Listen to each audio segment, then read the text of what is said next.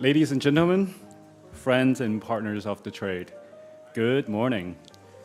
Thank you for attending our conference today. I am Tai from Platinum Guild International, your host for the conference this morning. So now with COVID well behind us, we can once again invite distinguished guests from all over the world to come together here in Hong Kong. After all, the September Jewelry Fair is one of the most reputable jewelry shows in Asia, if not in the world. So we're just happy that after 3 tough years, the show is back, you're back, and we're all together again. So this is actually the first time that Platinum Guild International is hosting a booth and a conference at the September Jewelry Fair. For the past few years, one of PGI's many focus was to drive value of jewelry through innovations. We hosted tech forums, introduced new alloys, started electroforming, and the sales volume in China really picked up in the second half of 2020 and early 21. But that didn't really sustain when COVID had cities in lockdown. And comes this year, 2023 is also no ordinary year.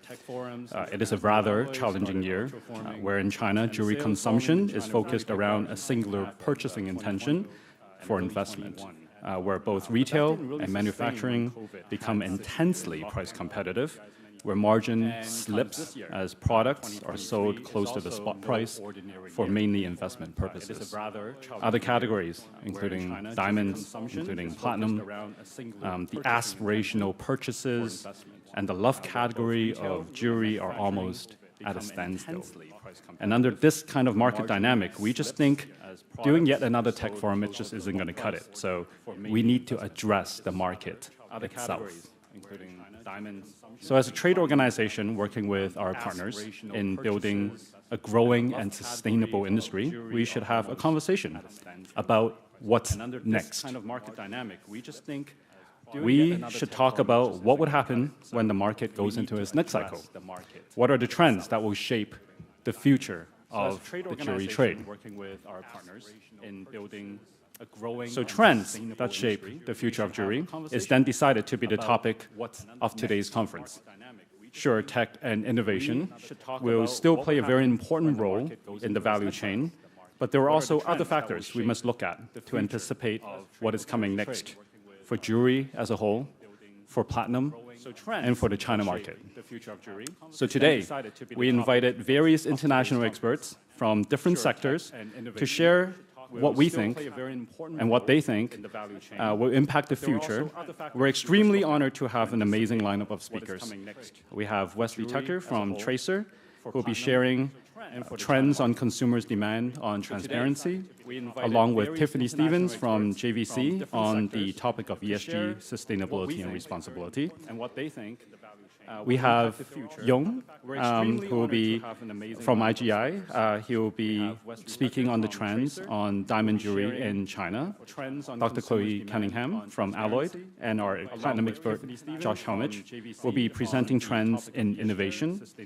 And lastly, we have Tony Chen from Anglo American on the progressive trends of platinum usage across different industries, especially in the China market. So with that, I would like to introduce our first speaker, who has been doing amazing work around the world with ESG and responsible jewelry, a recipient of tonight's Extraordinary 40 Award. Gaetano is a familiar face amongst the jewelry trade.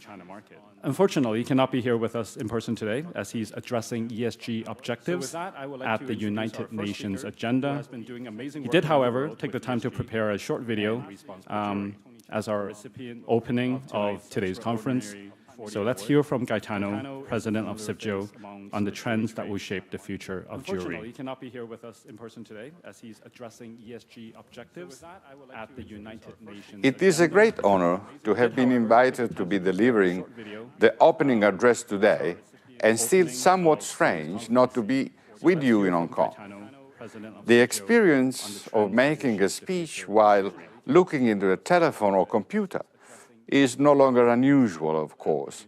But over the past several years, I would always preface my remarks with a comment about the COVID crisis, expressing the hope that in the very near future we would all be together, physically as well in spirit. The time, my absence, is not related to COVID, which thankfully does not dominate our lives as it once did. It is because at CIBJO we are in the final stages of preparation of our Congress, which, for the first time since 2019, will be taking place in person in Jaipur, in India. So while I regret that I was not able to make the journey to Hong Kong, I would be delighted to greet anyone of you who would like to join us at the CIBJO Congress, which begins officially on October the 3rd. At today's conference, invited by Platinum Guild International, we have to look at the ways trends will shape the future of jewelry and how platinum plays an important role forward. Experts have been invited in their respective fields to share their views on the different aspects that have an impact on our industry, to lend confidence into uncertainties. With shifting market dynamics, there are many moving elements that unsettle our industry today, but there are also truth and insight, foreseeable trends, and that will shape the future of jewelry, specifically for platinum and its implication to the China market. One of such is a change in our consumers. We witness a shift in their perceived values to the expected experience in their purchasing journey, to the transparency how brands communicate their products and their story. Demands that arise from the emotional need to express their sense of self and sense of security in the current challenging reality. Innovation also continues to change the way we live, in the way we communicate, and the way products are sourced and manufactured. The only element that threatens our long-term future is not economic, nor it is technological. It is reputation, which is the foundation stone upon which the value of our product rests. If that erodes and eventually is destroyed, our jewelry will not be able to cement those human connections on which we are all relying. And that, ladies and gentlemen, is why we talk about CSR, the SDGs and ESGs, circular economies and transparencies. This is not about satisfying the fancies of the millennials and the Generation Z. This is about securing our future during a time when all seems uncertain. I hope you will enjoy the program of speakers that has been prepared for today's conference, and I look forward to working together with Platinum Guild International, with all of you, in building a brilliant future. Thank you very much. So it's a pity that Gaetano is not with us here in Hong Kong. PGI has been working with CIBJO, mainly on ESG, responsibly sourced platinum. Gaetano mentioned three main trends in his video: consumers and the way they perceive value, both in the physical acquired piece of jewelry and also the story and experience in the purchasing journey. He also mentioned innovation, not only to create jewelry through automatic process, but the creation of novel products and experience. This is what propels the industry forward. And finally, there was the topic of ESG, responsibility, and sustainability. There have been key topics of marketing debates and discussions for quite a number of years in the West. We hope today to draw some understanding and learning from these markets and see what it implies for us in this part of the world. Being consumer-centric, driving innovations, and responsibility, these are the duties of industry leaders in building a future that is ethical, transparent, and sustainable for long-term growth. We believe in this grander vision of the future. It is an important reminder and a beacon for us to develop long-term opportunities in a challenging market. And on opportunities, let us start the live presentations with a note of confidence. Allow me to introduce our first presenter of the morning, Mr. Tony Chen, Head of PGM Market Development of APAC at Anglo American. Tony comes from a rich background in the new energy industry and is now leading and planning an optimization of future growth in the PGM market. Tony invited me to present at a conference in Shenyang 2 weeks ago. It was on that trip that I realized Tony is also a fan of jewelry and a passionate supporter of innovation. He'll share with us the trends in platinum usage across diverse industries, in particular to China, and how platinum, a metal of goodwill, helps build a better future for humankind. Please welcome Tony Chen.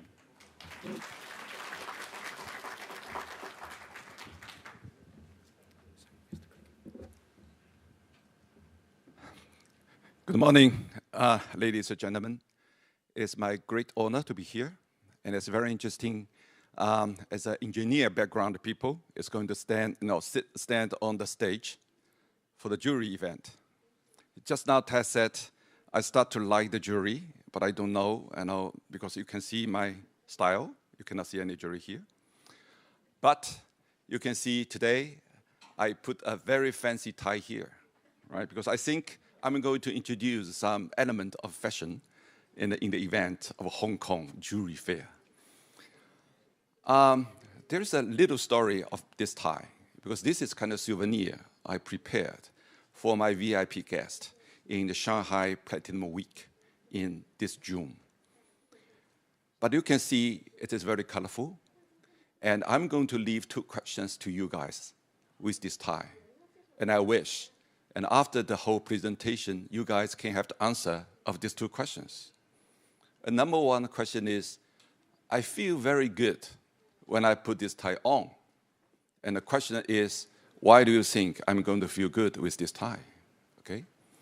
And the second is, I believe this style of tie, this color, very colorful tie, a little bit fancy, and you are going to question my taste, is going to be the right representative of platinum and PGM. And now I'm going to ask you why I think so. Okay, I wish you guys can draw your own answer from this presentation. When we're talking about the PGM, it's the platinum group metal, and of course, platinum is one of the family members. It's a very important family members, and it's very close connected with the jewelry industry. We all know that. We think about these 2 pictures. And I believe everybody, when they look at these 2 pictures, 2 things immediately come up to your mind. The baby, every people like baby, right? What the baby means. Young, future, innocent, opportunity, everything. On the left side, it gives you the opportunity to grow, to develop, to do R&D, to do everything. So how you are going to make a baby to be a talent in the future, it is not only depends on the baby itself, himself, also depends on you guys. So we got the obligation to help the baby to grow in the direction we like, to grow to be the people we wish. The right side is a picture of the space. So we know the space means everything. A lot of things can be happening there. It's a high-tech innovation. So that shows the future of the baby. And everybody believe what I'm talking about. The baby is platinum. Why? Because the metal is really, really young compared to the iron, compared to copper, compared to gold. So our purpose here is to develop multiple markets for our platinum group metals. So we all know the precious metals, they all have 3 important attributes. The one is investment. So we know, you invest, you buy the coin, you buy the bar, it's a kind of financial attributes. The second thing is consuming. The jewelry is one of the most important applications for that attributes. And the third one is technology, right? So when we are talking about the future of platinum and or the PGM, we should think in the full picture. So today I really wish that I can bring a full picture of PGM, or specifically the platinum, to you guys. So platinum is not only the most important material for the jewelry industry, but it also plays an extra important role in the many scenarios that have very close connection to your daily lives. So actually, when I look at these slides, it reminds me the view I saw from my room in this hotel, because it's a very nice corner room. Thank you for the reservation. So when I'm sitting and I lie down on the couch, I can look into the Victoria Bay. It's so beautiful. But by chance, I don't know why, several buzzwords come to my mind. Number one is PayPal. Number two is SpaceX. And then Starlink. And then Twitter, and then Tesla. So when I said that, every people have something in your mind. We are talking about Elon Musk. But when you look at the 5 buzzwords we are talking about, they have nothing to do with each other, right? But they have something in common, Elon Musk. So today, we probably approach something in the metal industry, Elon Musk. So the question we ask Elon Musk is, what else are you going to do? So you send the space, to the space, you do everything, Is there anything you can do more? So this is exactly the same question we ask platinum. Can you do something more? Yes, for sure. This is what we are going to do, and this is how we are going to do. So we said we are going to commercialize the innovation. We are going to identify the different opportunity area, and we try to apply the unique characteristics of platinum and the PGM metals into different application scenarios. So when we are talking about commercialized innovation, there are 3 important pillars here, as you can see on the left. We are talking about people, that means talent, ideas, and of course, capitals. So first of all, Anglo American marketing development team, we are working very close with the talented people and the high-tech company and the university research institute everywhere around the world to help them to develop something they believe is going to advocate the special characteristics of PGMs. We support them. And of course, we collect all kind of innovation ideas from the market, no matter what they are. So we also encourage them to have the ideas. And finally, we are going to leverage the capitals in the market. It's both in-house, that's in my team, or we are going to leverage the capital in the market. So we have the cooperation with other partners to have APV. It's kind of the venture capital. So with these 3 pillars, we are going to focus on 2 market segments, for sure. We are going to focus the existing market segment.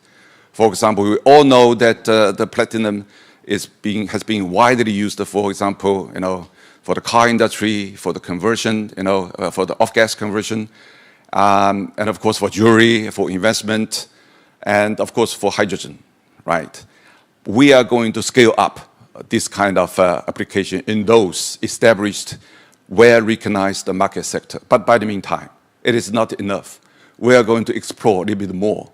So on the right-hand side, you are going to see the more opportunity area. Some of them you maybe learn about that, but some of them you may not.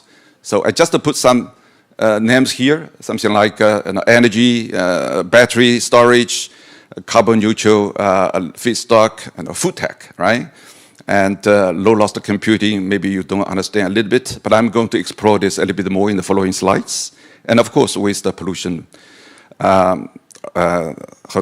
control, and the last one, but not least, it's also very interesting, medtech. I'm going to explore this later. So this is what we are going to do. So generally speaking, we are talking about shape. We are going to shape both the business, and by the meantime, we know the business cannot be survived alone by itself. You need to help them to survive in a specific environment. So we are also going to shape the environment for the business. So we are not going to shape the business itself, but also the environment for the business. So we have different approaches to do that. So to shape the business, we are going to do different things for the sort of business at the different stages. As you can see, we have 3 different kind of categories here. Number 1 is at a very, very early stage. So we are going to prove the concept. So some people have the idea, we work with the talent, so we really need to support them to prove their concept, right? And in most cases, they are very leading, and they try something, very limited people in the market are going to try. And probably they don't believe it's going to have the future, but in most cases, they don't have the kind of vision to maximize the value of PGMs. And this is what we really want to encourage people to do. So in that, we are going to do the R&D sponsor, funding things. And of course, we are going to create the ventures. So we are comes to be the very, very early stage investor, like incubation things. And then after that, with a kind of a relatively established technology with some products, we are going to help them to grow, right? So in that case, we are going to involve the capital. So we are talking about the in-house capital, so we are going to make the investment, or we are going to work with the APV, the venture capital to help them to grow. And on the right side, actually, we established the market, as we all know that, as I mentioned, jewelry, for example, investment, and of course, hydrogen, for example, right? So we all know the PGI here today who organized this event is so important, and it's the leading organization to promote platinum into the jewelry industry. So we are very proud of them. And also WPIC, right? The organization globally, they are going to introduce and educate the market. And the platinum can be the alternative investment vehicles, besides of gold. When we're talking about gold, everybody know them, right? But when we're talking about platinum, everybody understand the total volume of platinum a year, something around 200, 250 tons.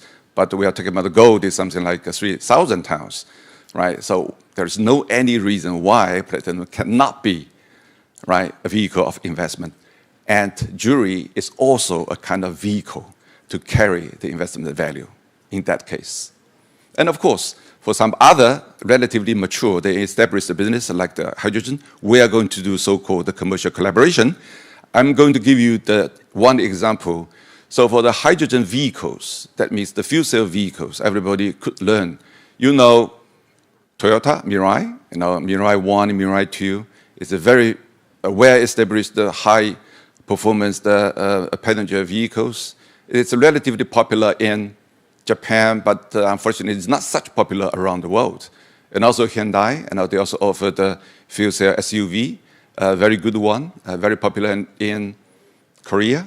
But most of them, both of them, they are not quite well distributed around the world. But when we're talking about the fuel cell vehicles, we know heavy-duty trucks, we know commercial bus, but what about the passenger cars, right? We know the vehicle future comes from the passenger cars. We are talking about tens of millions cars globally in the world, right? So what we are going to do, and what we have done is we support the Uber operator in Berlin to help them to integrate the 200 Mirai fuel cell passenger cars in Berlin, right, to offer the Uber service and try to demonstrate to the audience, to the consumer, how good it is and why the people like the fuel cell electric cars rather than the regular battery electric cars. So we give the chance for the market, for the consumer, to get contact, enhance with this kind of new technology. And also, we're not going to do this in Berlin. We also do this in China. So I think 1 month ago, we established this kind of project in Foshan. We are going to promote 500 fuel cell passenger cars, including all the available brands, globally, locally, domestically, and internationally, in Foshan. So this is what we are going to do. And this is how we're going to shape the business. We are also going to shape the environment, right? So I have 2 kind of platform. One is communication. That is what we are going to do today. And try to advocate and try to extend all the information of PGM to the market and help people to understand. and of course advocacy. So all new things need the support of policy, of sort of standards, and some of the power from the organization, sometimes should have some support from the government to promote a specific industry to move forward. And why we are going to do this? Because as I said, PGMs are the real precious and vital metals for the human being. It's a rare metal. It is not just looks good, but it also can bring a huge value to the humankind. And here is the three sort of goodwills I think that PGM can bring to us. The number one is green energy transition. So this is the number one mega trend in this world. So people are talking about the green energy, green renewable energy. People are talking about carbon nutrition. And all this will be promoted and endorsed by PGM-involved technology. And the second thing is the goodwill we can think about is PGM is always can bring the modern life to the people. So there are a lot of examples. So you may not realize that the PGM is somewhere with your cell phone. When you look at the screen, the iridium is there, the platinum is there. Because nobody mentioned that. It's everywhere.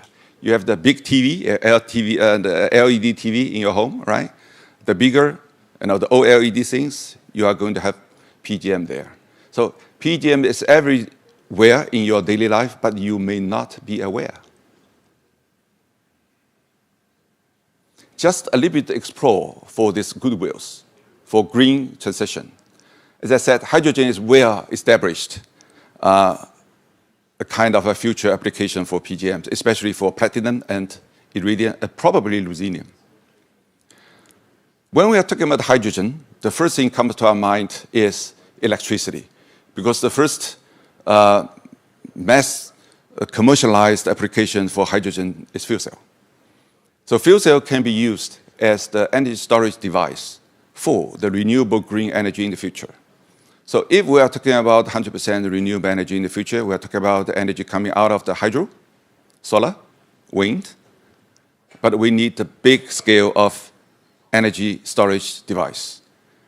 Hydrogen is one of the strong candidates for highest energy density and the longest storage time. Because if you look at some other alternative technology, probably it is good for hours, it's good for days, but hydrogen can be good for months and years. So this could be and should be a very important energy storage technology in the future. This is from electricity side. But hydrogen is not only a kind of energy storage vehicle or media of electricity. Hydrogen is the sort of replacement or alternative to fossil fuel. Hydrogen have a full range of attributes of energy. So if we are talking about energy, we are talking about three different attributes. Number one is heat. Number two is electricity. Number three is chemical energy, chemical feedstock. So if we look at the coal, as the oil, they all have those three. If you look at the solar, sorry, you have only one. You have the wind, only one. But only hydrogen is the only can be recycled, green, movable, manageable energy. That's hydrogen. How we are going to get hydrogen is from water and electricity. Electricity comes from solar and wind with the support of PGM, with the support of the metal we put in our jewelry. So every time we put the jewelry here, and it probably is going to remind you are contribute to what? To the green energy in the future.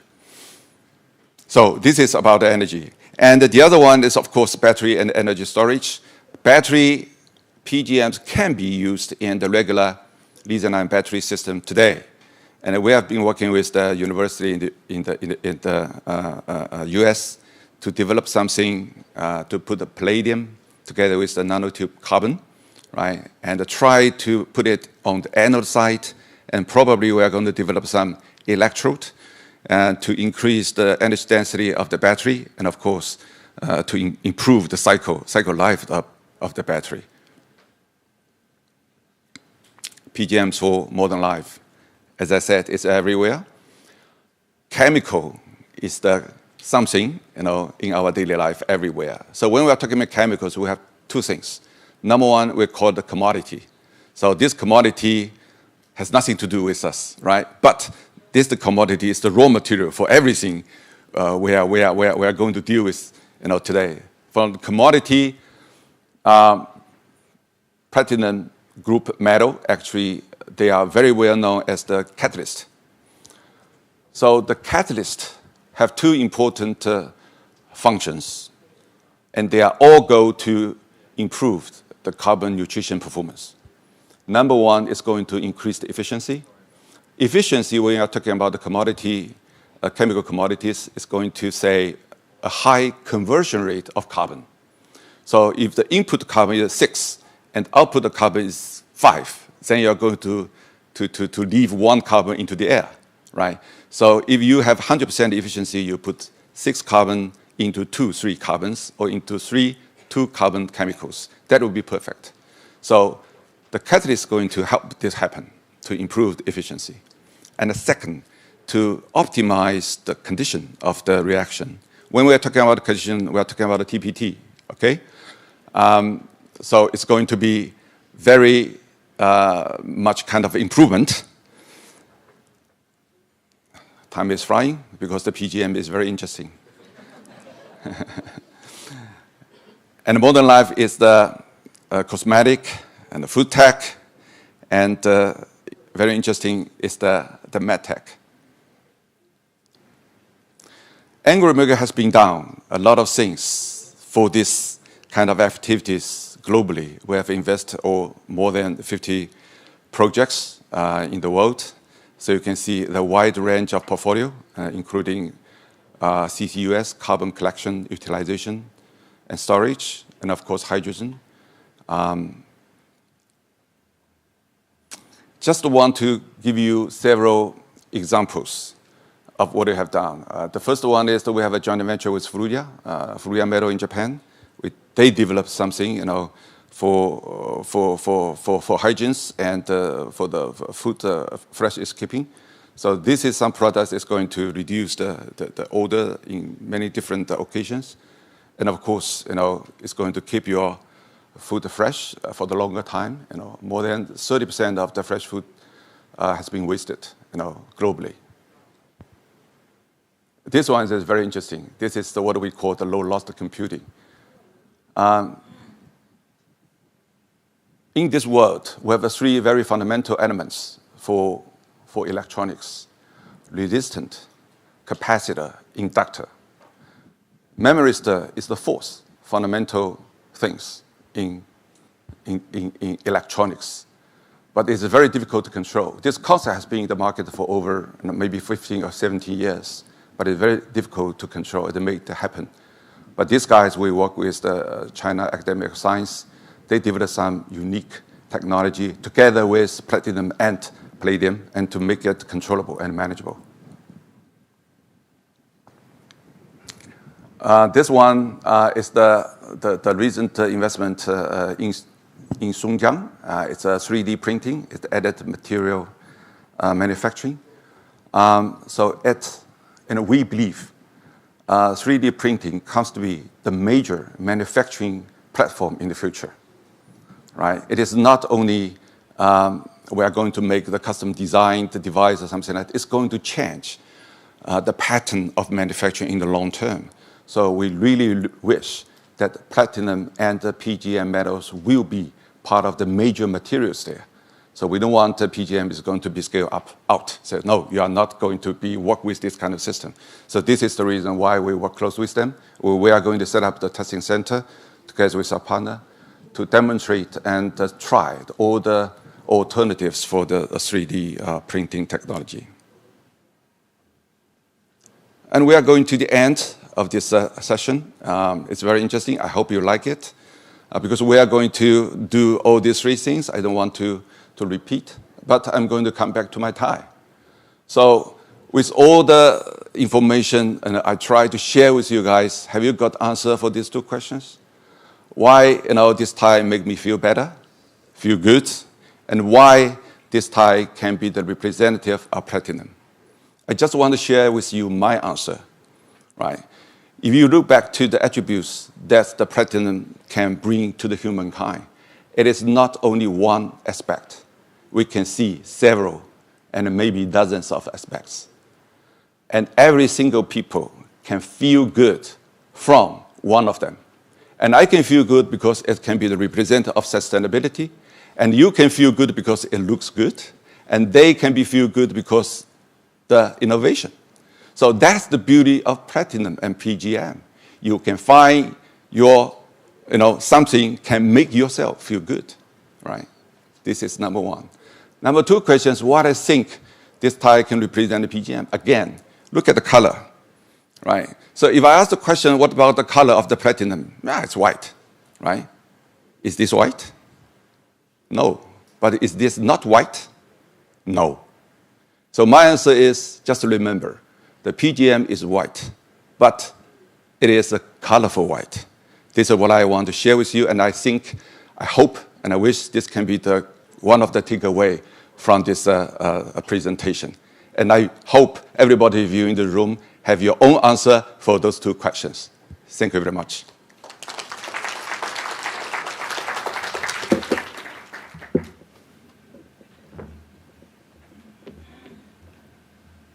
Thank you, Tony, for an extremely positive presentation on the diverse use of platinum across all industry. 我也先跟大家说一个不好意思，作为你的主持，我没有照顾太周到其实我没有同传翻译的大家可以用微信刷这个 QR 码，然后用耳机可以听到我们同传中文的翻译，可以给大家一点点的时间。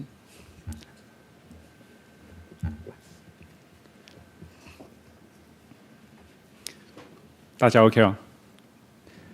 然后要登录，用耳机可以听到中文的同传翻译。All right, so I'm going to continue.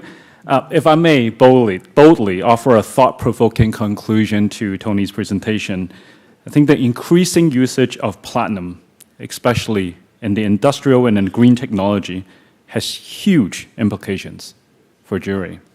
We're already in contact with various large entities in China that work with PGM, and they're ready to provide services and semi-finished products for the jewelry trade. You can come by to the PGI booth later in Hall 3D416 to see the latest extruded platinum ruthenium tube that we can use for rings. It's produced by a partner that's also here in this room right now in the industrial applications. They're also capable of producing pre-mixed alloys, fine wires, platinum powder. The point is that the more companies from other industries are investing in PGM, more research and more science will be applied to platinum, and that will ultimately be available for jewelry use. But more importantly, an increased diversity use of PGM as a result of automotive trends and green energy technology will increase accessibility to platinum as well. In China, we already witness that there's an increasing offering of refining surfaces in the PGMs. You might also have heard that there are new trading platforms that deal in platinum that starts to appear on the provincial level. This is just a sign of confidence. Confidence that platinum calls for a growing demand as an essential ingredient in future technology, but also confidence in platinum as a metal of goodwill, as platinum is used, as Tony was sharing, in cancer treatment, beauty products, clean energy, emission control, and sustainable chemistry. Platinum is an essential ingredient in creating a better future for humanity in its application, and that feel-good aspect is a great added attribute to the next generation of consumers that care highly for responsibility and sustainability. And on a note of goodwill, responsibility, and consumers, we can go to the next slide. Oh, sorry. Yeah. It's our privilege to have the CEO of Tracer, Mr. Wesley Tucker, to share with us the trends on consumer communications, transparency, and responsibility. So please put a warm welcome for Wesley.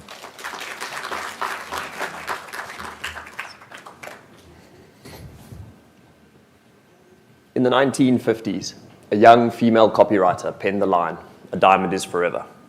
And it was that line that sparked the creation of the $80 billion diamond jewelry industry as we know today. With that same pioneering spirit of innovation, Tracer has set out to revolutionize and reinvigorate the natural diamond industry in the same way. Ladies and gentlemen, my name is Wesley Tucker, and it's an absolute pleasure to talk to you today about the journey that we've been on, the lessons we've learned, and the trends that we've seen. There are a huge number of similarities between the natural diamond industry and the platinum industry. It's been really interesting to hear Tony talk about the wonderful good that platinum does. But I'd like to talk a little bit about the similarities between the two industries before I talk a little bit about what we've learned. The first, and probably the most important one, is the rarity aspect. We've reached peak supply of natural diamonds. We're not finding any more diamonds, and we're not bringing more diamonds out the ground than we have in the last few years. That means that it is an increasingly more rare commodity. Just like platinum, which is more rare than gold or silver or other jewelry metals, they are difficult to find and they are more rare, and that makes them more special. There is also a degree of complexity that we share.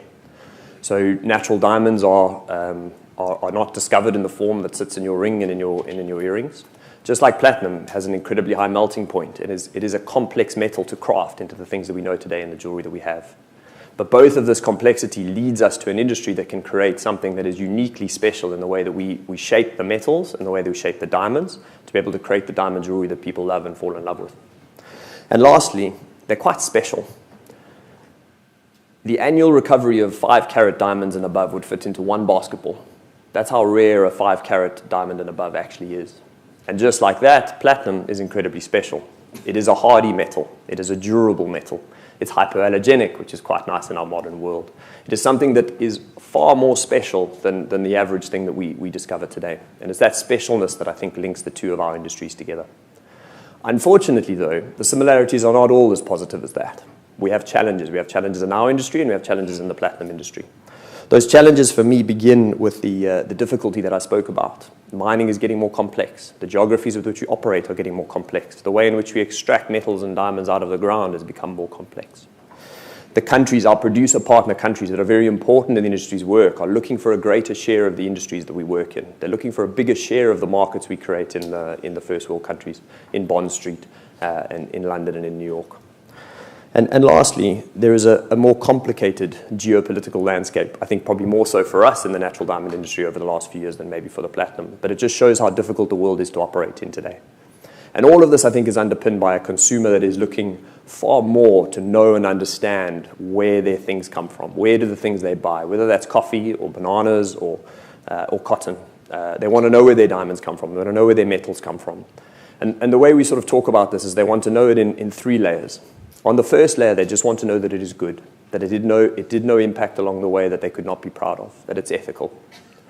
The second, which is just as important, is what was the footprint along that way? How much carbon was used? How much water was used? How much, what sort of impact did it have on the environment from getting it to where it was to where it is when they're making that choice?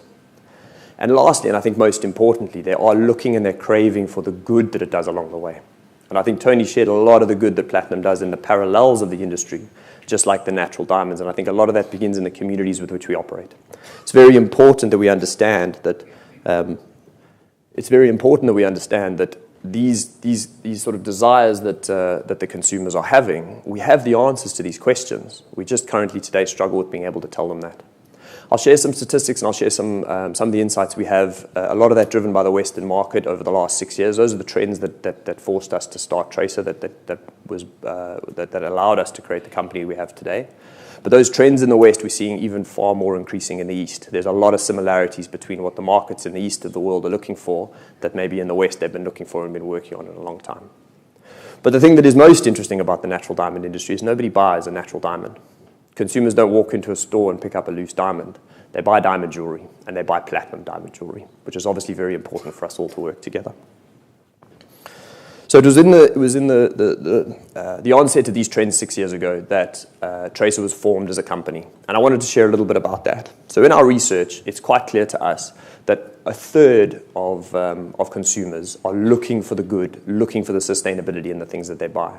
That's up from 20% 2 years ago, and that's going to continue to increase. And we're seeing it's not much different in the East, but it's lagging ever so slightly behind, which means we have a little bit more time in this market to get moving ahead.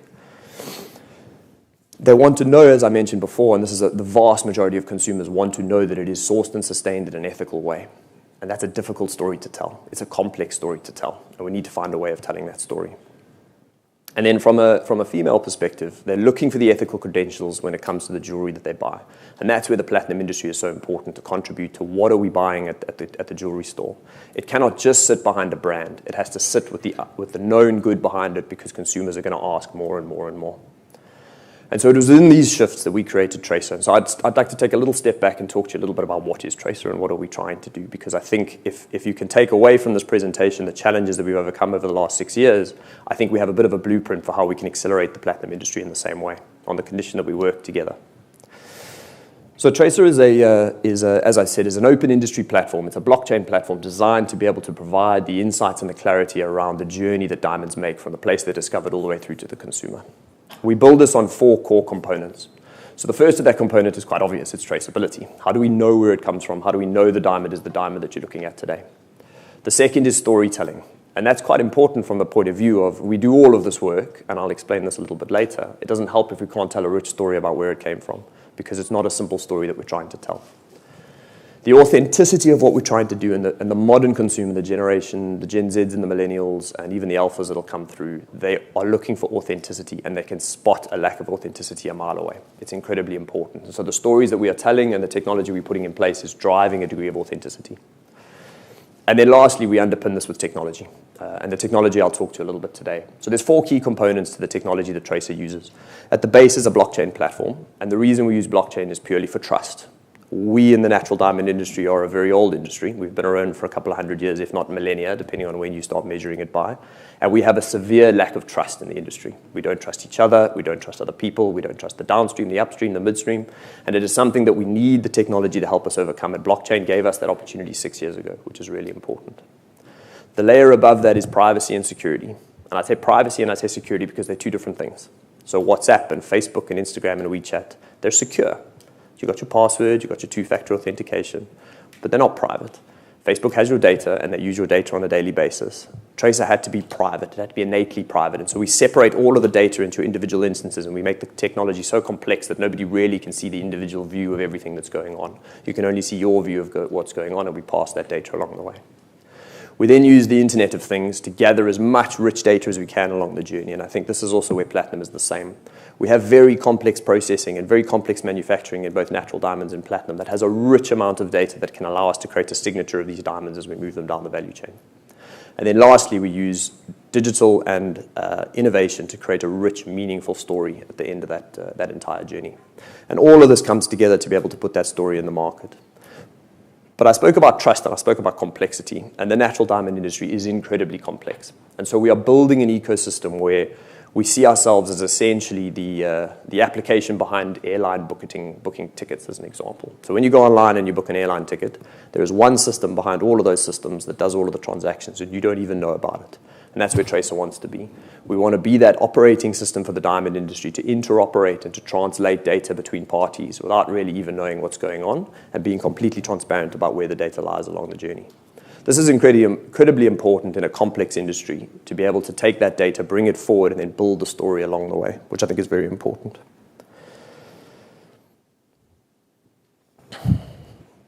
So we've done this to overcome the complexity of the industry, the complexities of the challenges that we've spoken about. We've done this to overcome the need to bring that story through to consumers, which we think is very important. But we do all of this to put a story in the market, and it's that story in the market that we think is going to reinvigorate the natural diamond industry. The future of the natural diamond industry is a digital diamond. It's a diamond that when consumers buy at their point of purchase, whether it's for bridal or whether it's for self-purchase, it's an emotional purchase. It's a discretionary purchase. You don't have to buy jewelry. You have to buy food.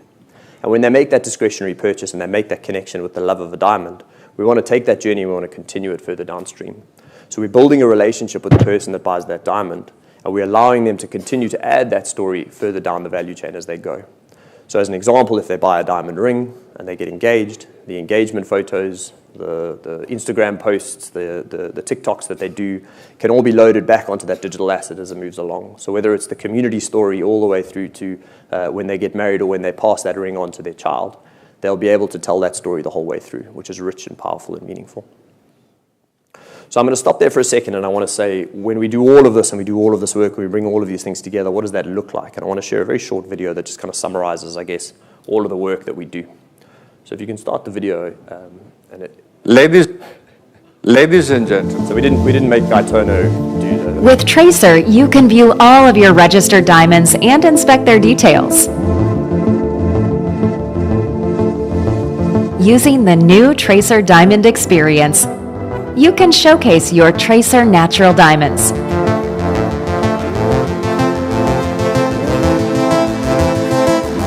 Explore the diamond's provenance.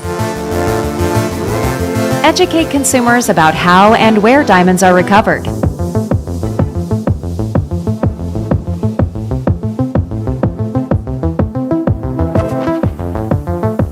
Highlight the craftsmanship involved in taking the diamond from rough to polished.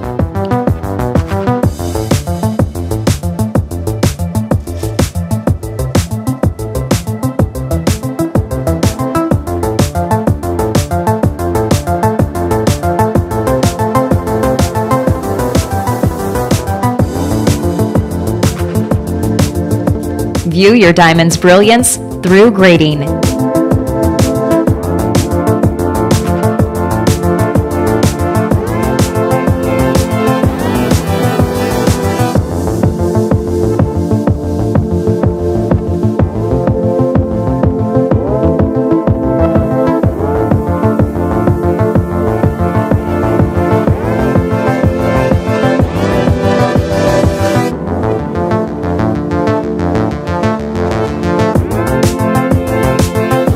Tell sustainability, social impact, and environmental stories. Tracer, the future of diamond traceability. I hope you can see through that video that at every step of the process, there is data that was gathered months and months and months ago that's being presented at the forefront. It's data that's gathered at a producer country, at a mine, at a manufacturing facility, at a laboratory with our partners and our collaborators at the GIA. All of that information is gathered into one place, but most importantly, it's sitting in a digital asset that can be used in a million different ways. So whether that's by the retailer that's looking to market and consume and tell the story, or whether it's by the consumer that's bought it and wants to signal the fact that they bought this diamond, it gives us a huge amount that we can do as we move our way along. I started by saying there was a huge amount of similarities between the platinum industry and the diamond industry. And I think the key similarity for me is the communities with which we support. Diamonds are not discovered in Hong Kong. They're not mined in New York. They're not coming out the ground in London. They're in South Africa, they're in Botswana, they're in Namibia, they're in Canada. They're in these countries that require the investment that is made every time a purchase is made at the consumer. And so is platinum. From Mogalakwena and Amandelbult in South Africa to Jwaneng and Orapa in Botswana, this is where these things come from. And I think what makes me most excited about it, although it is something that we have to do, we have to support these communities. We have everything that we need at our fingertips to be able to give the consumer what they're looking for. They're looking for that feeling that we can give them through the rich storytelling that we've enabled. So it's an absolute privilege to be here on the invitation of the Platinum Guild International. I think it's no coincidence that if you go into the hall, you'll see that there is a Tracer booth right next to the Platinum Guild International booth. I'm not sure who planned that, but they did a very good job. And so please do come around, and I'd be happy to talk to you about our journey. But I think the future is digital, and I think the future is bright. Thank you very much.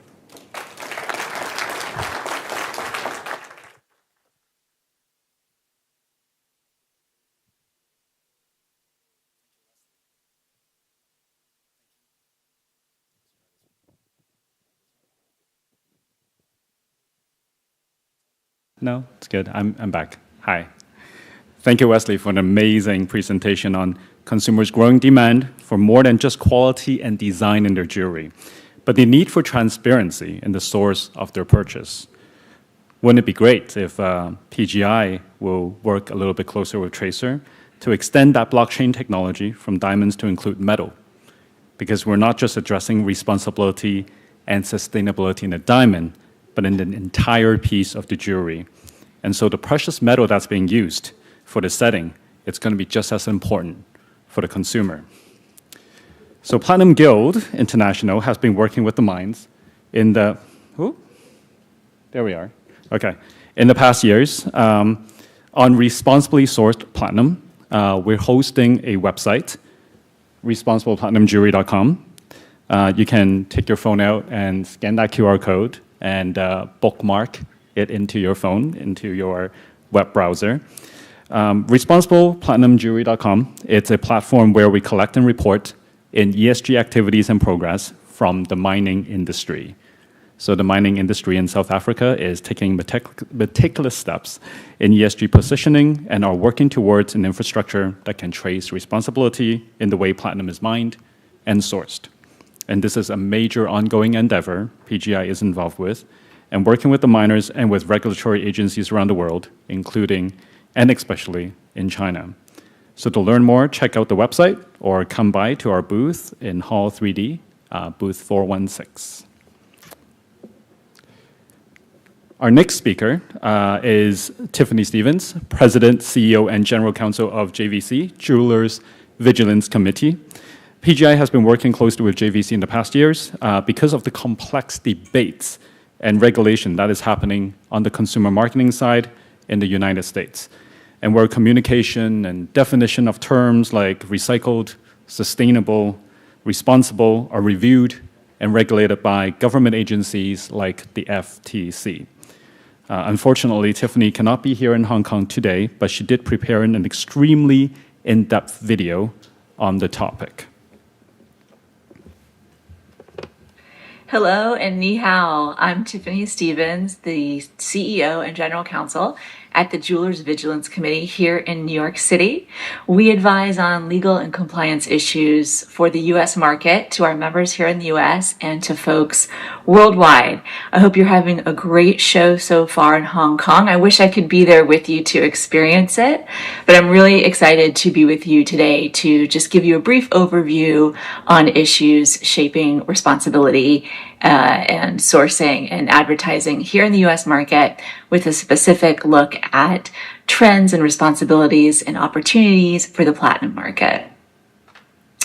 So, as you may know, sustainability, responsibility, all of these concepts are really important for consumers worldwide, and especially here in the U.S. Data that we've gotten from the Platinum Guild has shown that this is an important area for people, and they think about it, beyond just the materials themselves into the way things are sourced, the labor conditions around those sourcings, etc. So this is a really keen area to include in your advertising when you're reaching that end consumer, and also something to be aware of along the supply chain when you're buying from a show or from other vendors, so you can carry that message and guarantee through to that end consumer.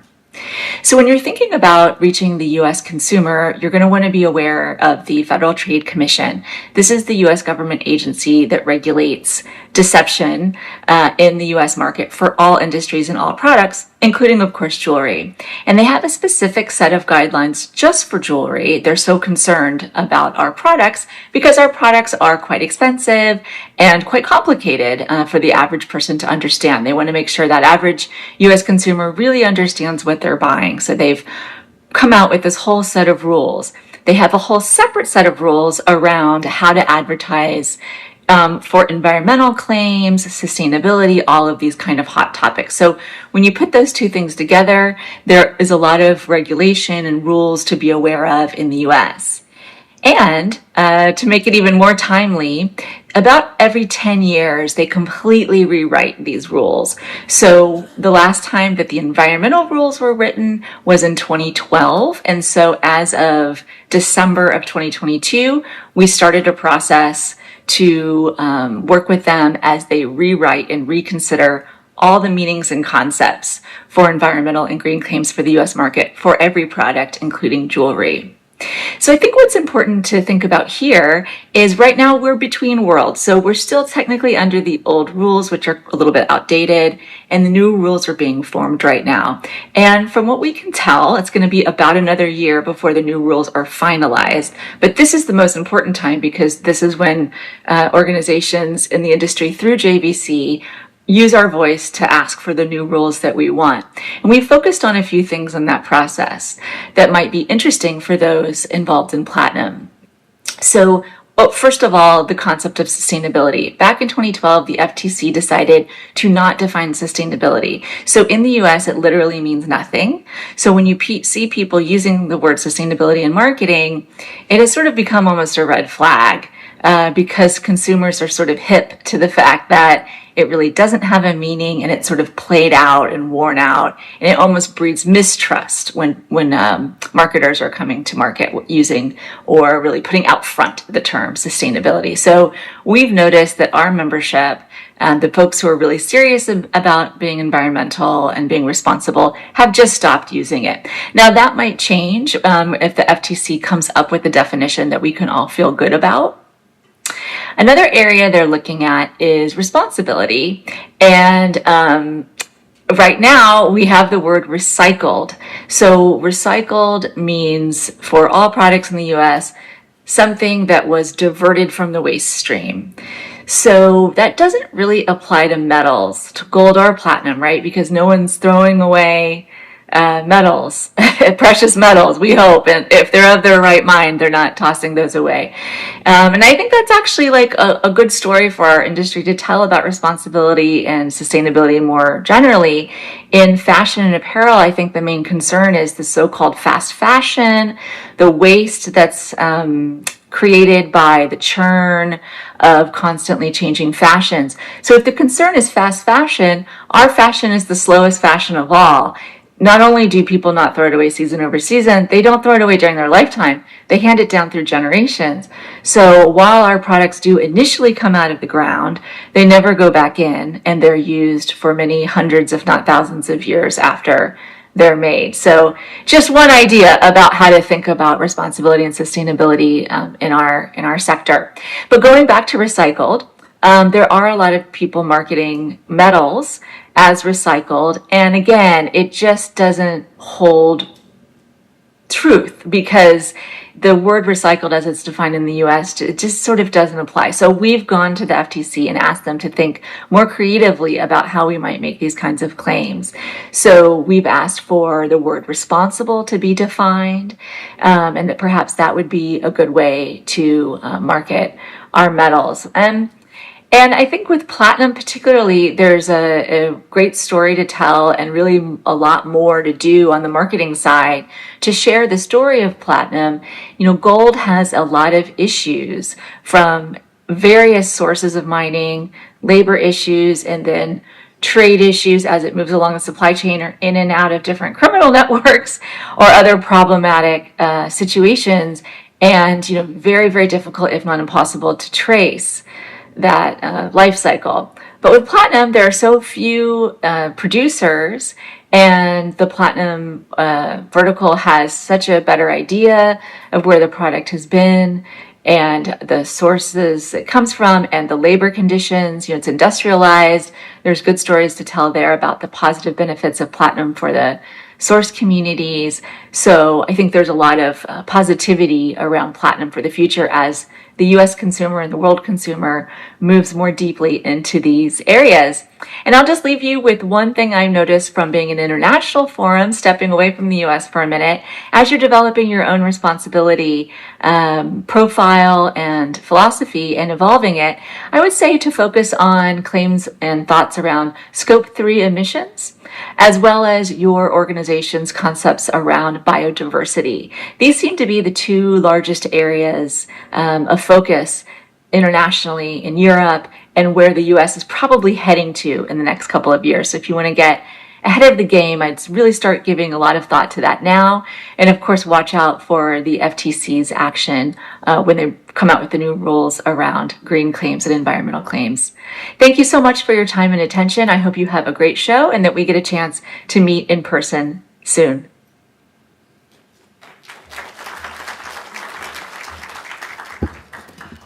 That was a very informative video from JVC, Jewelers Vigilance Committee, sharing the latest movement on the regulations and how words such as sustainability, recycled, responsibility are used in consumer communications. You know, the US is perhaps a few years ahead when it comes to ESG messaging from the rest of the world. You know, while we're still just started to talk about this officially in open forums, the Americans have debated, overturned, and reinvented their definitions and regulations. So I think it is just a good reference that we put it up here today for every market as we defined the use of responsible and sustainable in communicating precious metals and for jewelry. While PGI works with the refiners and the mines on progressing and the significance of responsibly sourced platinum, we're also working very closely with organizations like JVC, RJC, and CIBJO at both the global level and in the domestic markets, such as China, to be in the forefront of regulatory conversations and to give voice in the development of what works for the jewelry industry. So shifting from ESG, but staying on the topic of diamonds, we're most delighted to have Mr. Yongwoon Sim, General Manager of IGI China, to share with us the trends in diamonds, particularly in the China market. Please welcome Yong.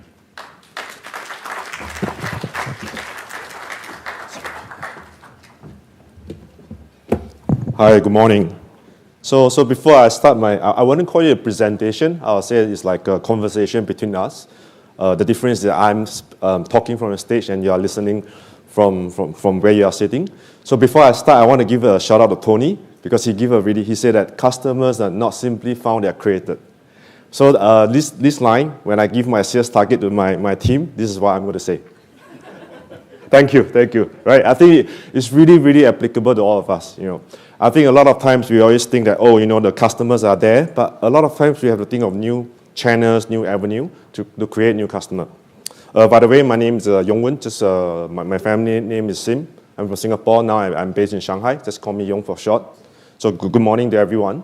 So I think before I start my presentation, I think one question I heard a lot of times, or when I read the so-called MSN, that there seems to be a crisis of confidence, right?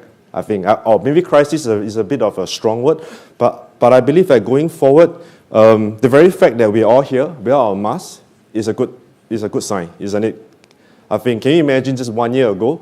I think we are all, if you're in China, probably we are going a lot of checks, and not only in China, but worldwide. So the very fact that we are standing here is a sign of the good times to come. I think a lot of times that we usually forget the tough times and we compare what we have now in anticipation of the future. And then we think that, oh, this is a tough time. I don't think so, right? I came, the first time I returned to Hong Kong after 4 years was last October. It was so quiet. But now the activities are returning, people are dining out. So I think going forward, this is something that we shall all portray. I think, you know, confidence begets confidence. So, you know, there are changes, there's competition, but I believe in all good faith is all good. Okay, so now I'm going to start talking about IGI. And basically the topic is about what's happening in China. It's a very big topic. So I'm going to just narrow down, I'm going to share some data. So China is a huge country, as you can imagine. A few things about my presentation, about IGI, what's happening in the global diamond trade. I'm not going to talk about very specific stuff, means just some big data, and of course what's happening in China and what IGI is bringing to the market, and least but not most importantly is about IGI and PGI, how we can collaborate together. And of course, last night during the dinner, I met many new friends. I think this is something that there's a lot of things we can explore coming from different perspectives, different areas of expertise. Without further ado, so this is an overview, very, very comprehensive. I wouldn't just go into detail. But IGI, we are founded in Belgium back in 1975. So in 2 years' time, it's going to be 50 years old. And there's a change of investor. But that being said, we are still going to continue the path. We want to emphasize on the jewelry training. We want to be a good grader, so we want to be fair. I think when it comes to the grading industry, it's really about reputation, right? I think in terms of technology, in terms of expertise, it's not difficult. But I think in terms of the reputation, in terms of what we portray to the consumer, this is very crucial. And so essentially, we have two core business, certification and education. So this is something that we're all aware of. I wouldn't call the rest our competitors. I call it our peers. So we are strong in certain areas and maybe not so strong in certain areas, but we always learn from each other. So this is something I appreciate. So right now, the training industry in China is obviously very competitive, and same for the certification. So, but I always look forward to having interactions and conversations with people from different certification bodies. I wouldn't go into all this, but so essentially we have trained thousands of jewelry professionals throughout the years, and we aim to set the standards. We go into different types of equipment. But that being said, we are not the strongest among the research on equipment. So we try to learn from different people and moving on. So this is our very brief history. So yeah, it's a bit long. And this is our geographical scope. Okay, so this is something I think we are all very keen, but it's a big topic, but I just want to focus on this. This is like, all right, and before I talk about this, always take data with a pinch of salt. It really depends on where is the source coming from. But I think this gives a very good indication of the penetration of lab-grown diamonds. You can see this is worldwide. In terms of world, so, yeah, for about 14%, 14.2%. But however, this data is mainly from the States.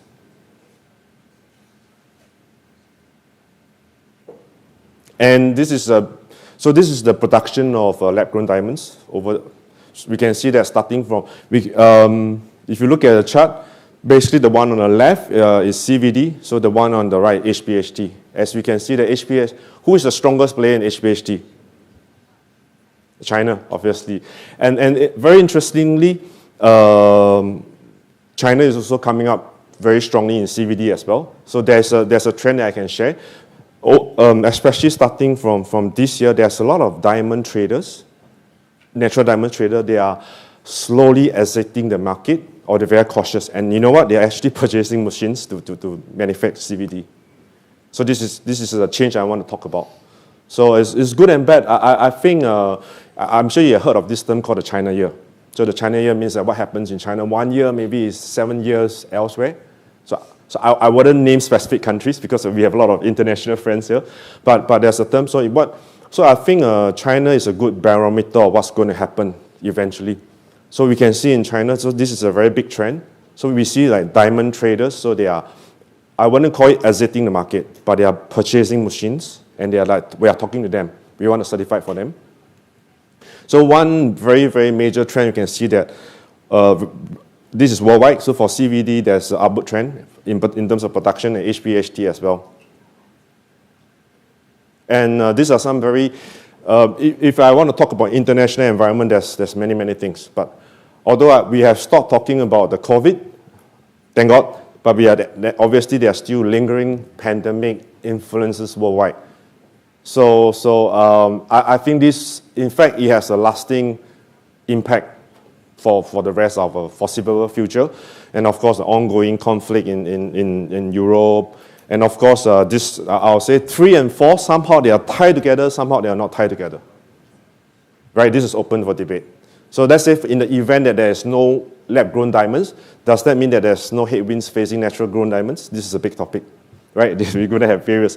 But I think all these changes, we should embrace them. I think that's part of life. And when changes occur, there's this discrepancy that it might lead to potentially new business. And if you look at the current status, that's my own interpretation, consumer confidence is recovering, I hope so, post-pandemic. But you know, I always see this trend.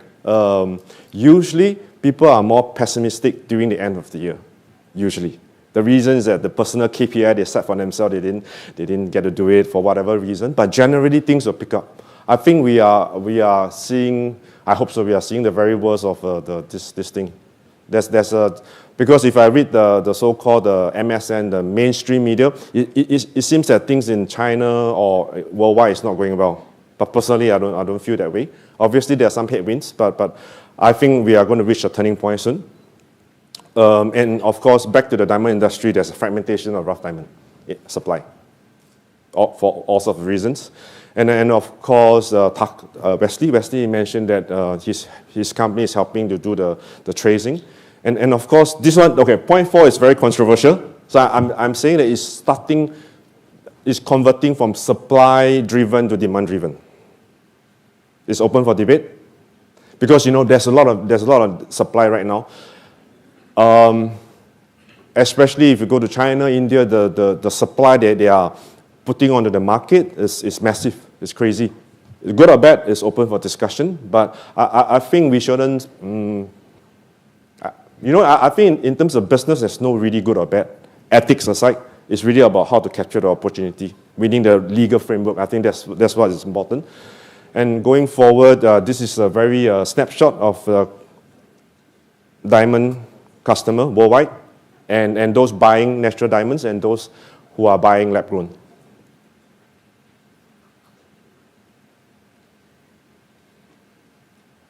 So moving ahead, my apologies. And okay, here we move to the China topic. So we can see that the penetration as compared, do you all guys still remember what was the ratio? What's the percentage for the earlier slide worldwide? It's 14.2%, mainly driven by the US consumer. So essentially there's a big demand in China. I have lived in China for 20 years. What I noticed in China is that when the Chinese consumer, if they buy something, they buy in bulk.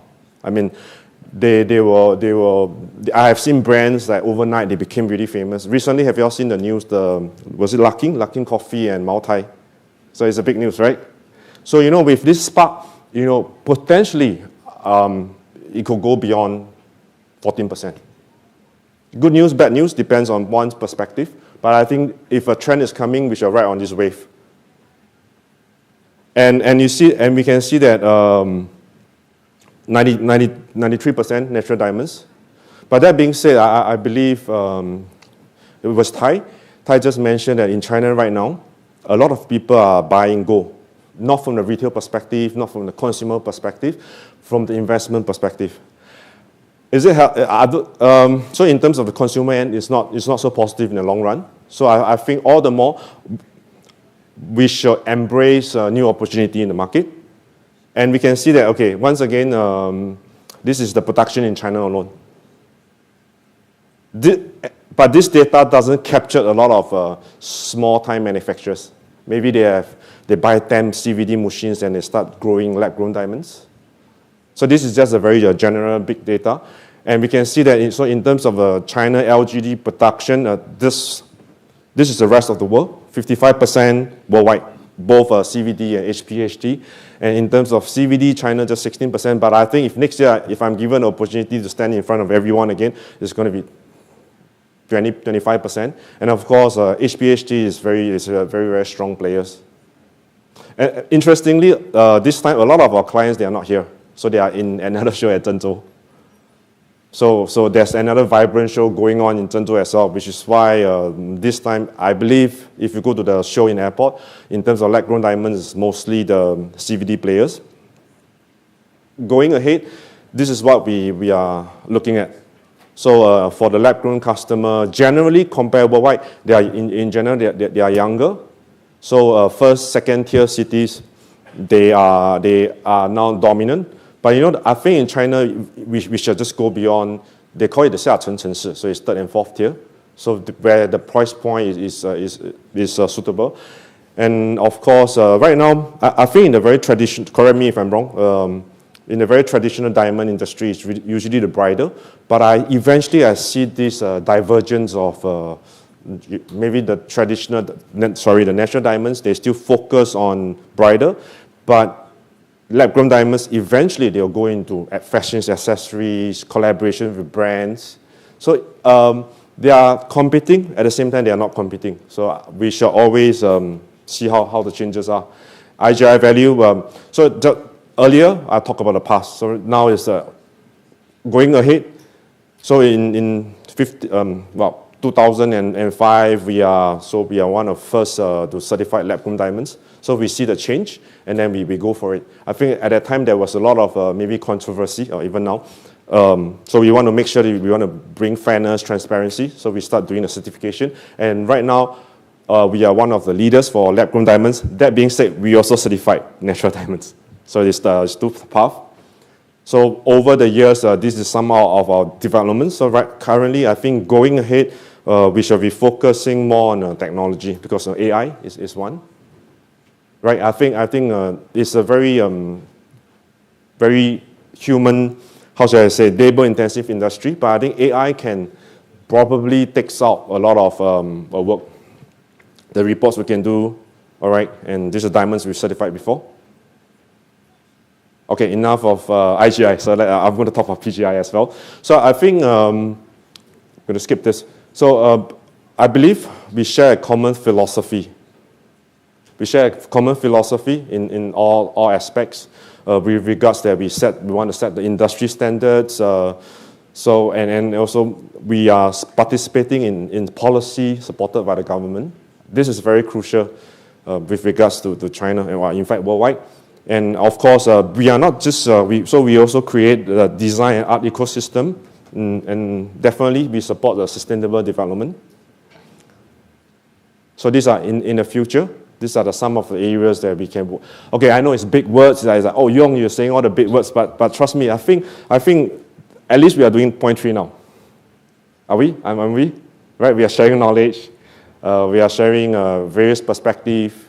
So I have friends like coming elsewhere, and of course, like if you need any information, or we can have a chat about China, and I think this is something that we can do right away, regardless of our perspective and our interest.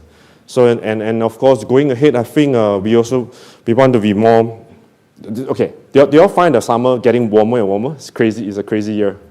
So there's in a space of 10 days, there was a typhoon, and then there was a black rain in Hong Kong. And black rain was just last week. So the world is changing. We shall embrace it, but some changes are not so good in terms of environment. So all right, before I end my presentation, so to getting the inspiration from Tony. So I think confidence are never lost. They just need to be reunited. Thank you.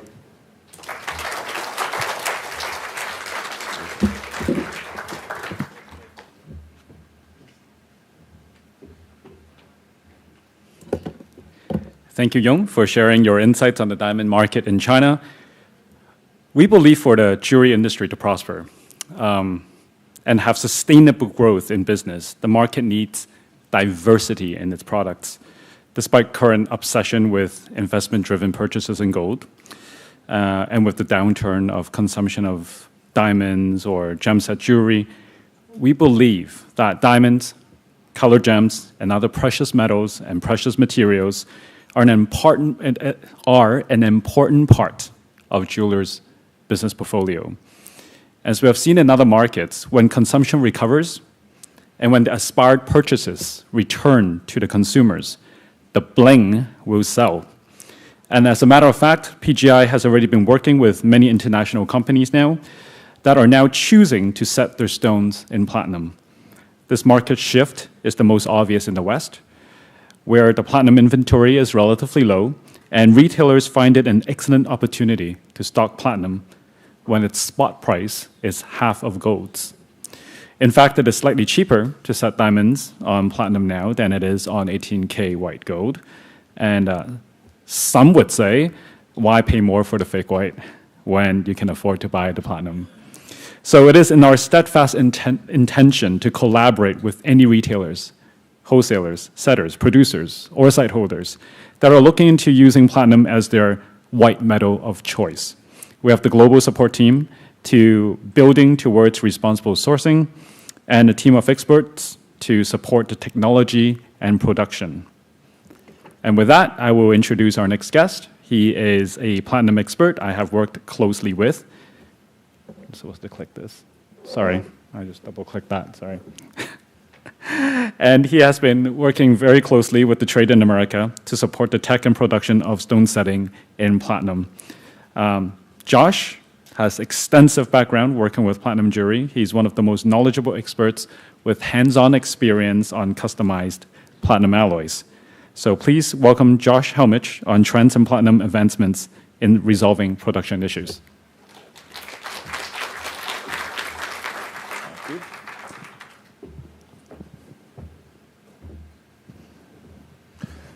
Good morning, everybody. Great to be here. Thank you, Ty. My name is Josh Helmich, CEO of Helmich Luxury Group. Today, I really want to talk about, my main point is what's in your platinum, the alloys, the tech, and the trends. This is something I talk about more in the West. I'm happy to be back in Hong Kong. I have not been back since pre-COVID, so some of you I know out there, and I look forward to meeting the rest of you. Just a brief overview, we're just going to go over some current alloy issues, solutions, using platinum versus using white gold, and platinum innovations that are in the pipeline. Brief history about myself. I'm a third-generation jeweler. I've worked in the wholesale, retail trade, business development, colored gemstones, metallurgy. Been VP of companies, overseeing a lot of supply chain, manufacturing. Now I basically just do consulting. I do a lot of work for PGI, various other entities around the globe. I'm going to do a brief history on platinum alloys. Now, many of you know a lot of this, but I just wanted to touch on a few things. So, platinum's been around a long time. It started being used, pre-World War II. It was the white metal. The first alloy of choice, it was always within the PGM family. 9010 platinum iridium was what was used for a long time. And it was ideal for fabrication, and it had work hardening during the processes. Some early alloy development started in the 70s and 80s, PT cobalt, copper, ruthenium. Now, what we started to see was the fabrication of platinum jewelry overall started to wane in the 80s and especially into the 90s. Casting started to become the method of choice. But what happened with that is some of these alloys that have been used and were used, they might have been suitable for fabrication, but they were not suitable for casting. More alloys came on in the 90s, some more of the niche alloys, and then in the late 90s, early 2000s, we started seeing the ternary alloys, which is like three elements. A couple of things up here. I've got a hand-fabricated ring, a state piece. Down below, this is something that we run into in the United States quite a bit. So this is a platinum ring, but this is made and cast with the wrong alloy, which I'll go into shortly. And so we have consumers who have had issues with alloys and with their rings. Briefly on the gaps and trade-offs of common platinum alloys. There's always been a lot of sacrifice. You can either make a hard alloy versus brittle or not malleable. You don't have a lot of room for errors, very narrow operating window. Your labor force, you don't have the labor force that's as expert in platinum as they are in gold. Unfortunately, that is a missed opportunity for margins when a lot of factories have converted over to karat gold versus platinum. Downstream, you've got the customers who want whiteness. They want brightness. They want durability. Especially in the West, consumers are very, very hard on their products. And it's something that we have been focused on building better technologies and alloys and also proper training. Platinum is the perceived value. It has the highest value content for the end consumer. When they talk about platinum or they hear about platinum, it sits at the top of the food chain. However, there has been missed opportunities in the past, and platinum gives a better margin. It's a better margin at retail, it's a better margin at wholesale. Here's some of the current production issues. A lot of global manufacturers, and I hear this, I travel around the globe, I meet with companies all over producing platinum. Porosity, probably the #1 issue, I would say. You get a lot of issues with complaints about the polish, the finish. It's too gummy, it's too soft. Casting, you can't cast as big of flasks. You have metal loss. One example for that is your platinum cobalt. Typically in every crucible you end up with like 3 to 5 grams of material that's left in the crucible. It's not always reusable. So that goes back to the trade-offs I was talking about. And probably one of the bigger issues nowadays is CNC. You know, the amount of time that it takes to CNC your traditional platinum alloys far exceeds what's done in white gold. And that has been a problem. However, there are ways to address it, which I will go into.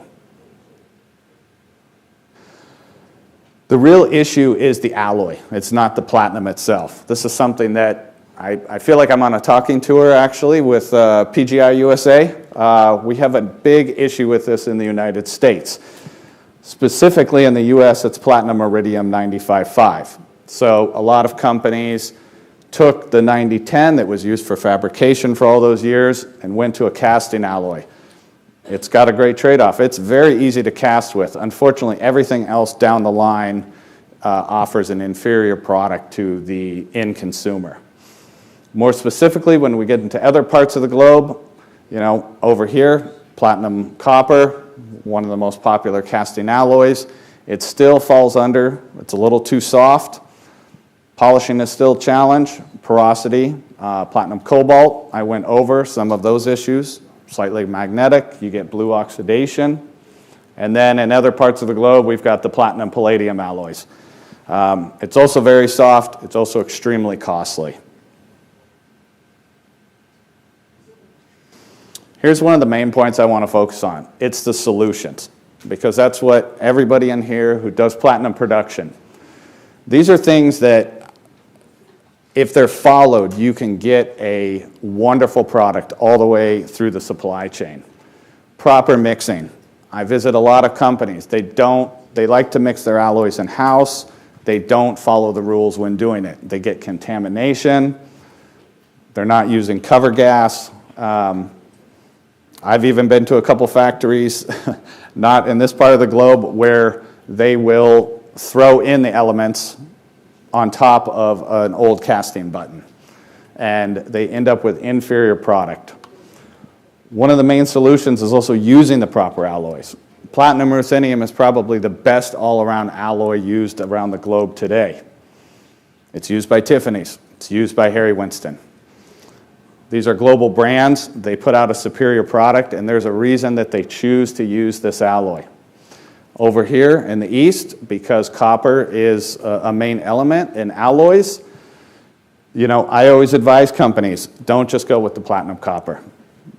If you add gallium in there, you go up to 160. This is what Cartier uses. So again, the big jewelry houses across the globe, these are what they're using. This is the product that they're giving to the end consumer, and these are the superior products out on the market today. Extrusion. Ty mentioned they've got a extruded tube in the booth. I welcome everybody to go take a look at that, especially when it comes to CNC. A lot of companies are not aware that extruded tube, just by extruding the tube with platinum ruthenium, you're up to 230 Vickers. Now, it is a little more costly to extrude tube versus casting blanks, but that's a huge difference. Your machine time is much quicker, your tool wear is much less, no porosity, extremely dense. If you can't obtain the extruded tube, you can also punch out the blanks, which also gives you that same hardness. Casting is a big issue that I see everywhere. Need to follow, I call it the 60-40 rule. Some companies would prefer to even go higher than that, but what that means is with every tree that you cast, you need to put 60% new alloy in. If you're just going to recast with the old alloy over and over and over, you start to break the crucible down and you get contaminants, and you end up with an inferior product, which in turn I would say, gives a negative effect to platinum, which doesn't need to be the case. Building proper trees, doing proper spruing, these are all very important factors. If you follow these rules, you will get a superior product. Last but not least, some of you in this room, I'm sure, have heard of this. I believe it's been presented at some previous tech forums. Hipping, hot isostatic press. This is used by all the main jewelry houses across the globe. Now, it's not the most inexpensive piece of equipment, but it will basically eliminate porosity altogether. This is widely used in the Western markets for the big jewelry houses and in major production. Now, use platinum or white gold. There's a lot of trade-offs. Over here, I've got a couple pictures. I wanted to lay out the color. Now, with white gold, obviously everything has to be rhodium plated. That's a negative effect. Rhodium is also extremely expensive now. Nickel containing white gold, it's very brittle. You can see these broken prongs over here. This is a common issue that we have, especially in the United States. White gold wears away, and I'm going to get into more of that later. White gold overall, Ty touched on this, costly. Gold is much more costly now.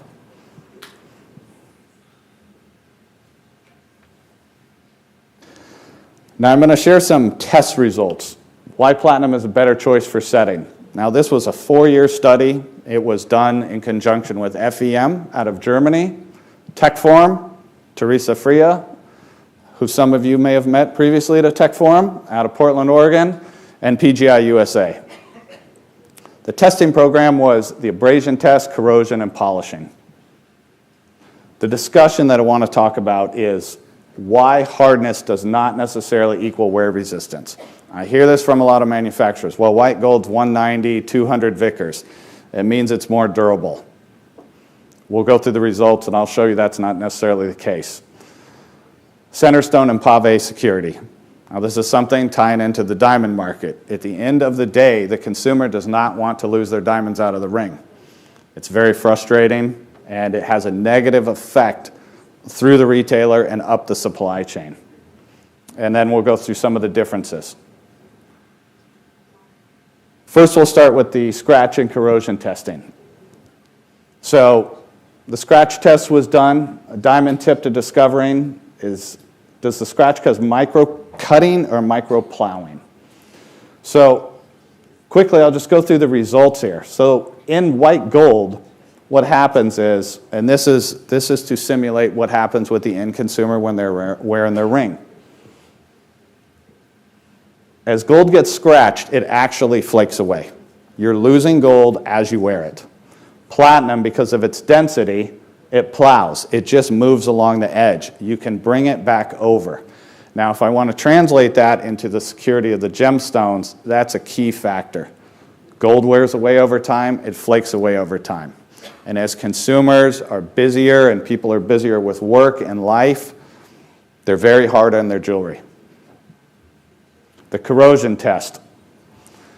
This was something that they applied artificial human sweat to the gold and platinum to try to simulate what acids our bodies put off and how does that affect the metal. White gold, there was clear visible corrosion, especially on the nickel white gold. There was nothing on the platinum. Wear resistance testing. I think this is probably something that really speaks to the security of the gemstones. Overall, this was the CAD. So this is just to lay out. So instead of actually setting a diamond for this test, they cast a platinum diamond. So they set a piece of platinum to simulate a diamond and set it in there. Here's how the results ended up coming out. So up here, this is the top. This is how it started. It ran through 1,000 hours of abrasion testing. You've got your 14 karat white gold and your platinum. Down here after 1,000 hours, as you can see, the platinum, while it has dulled and grayed a little bit, all the material is still there. Over here on the white gold, you can see how much has worn away.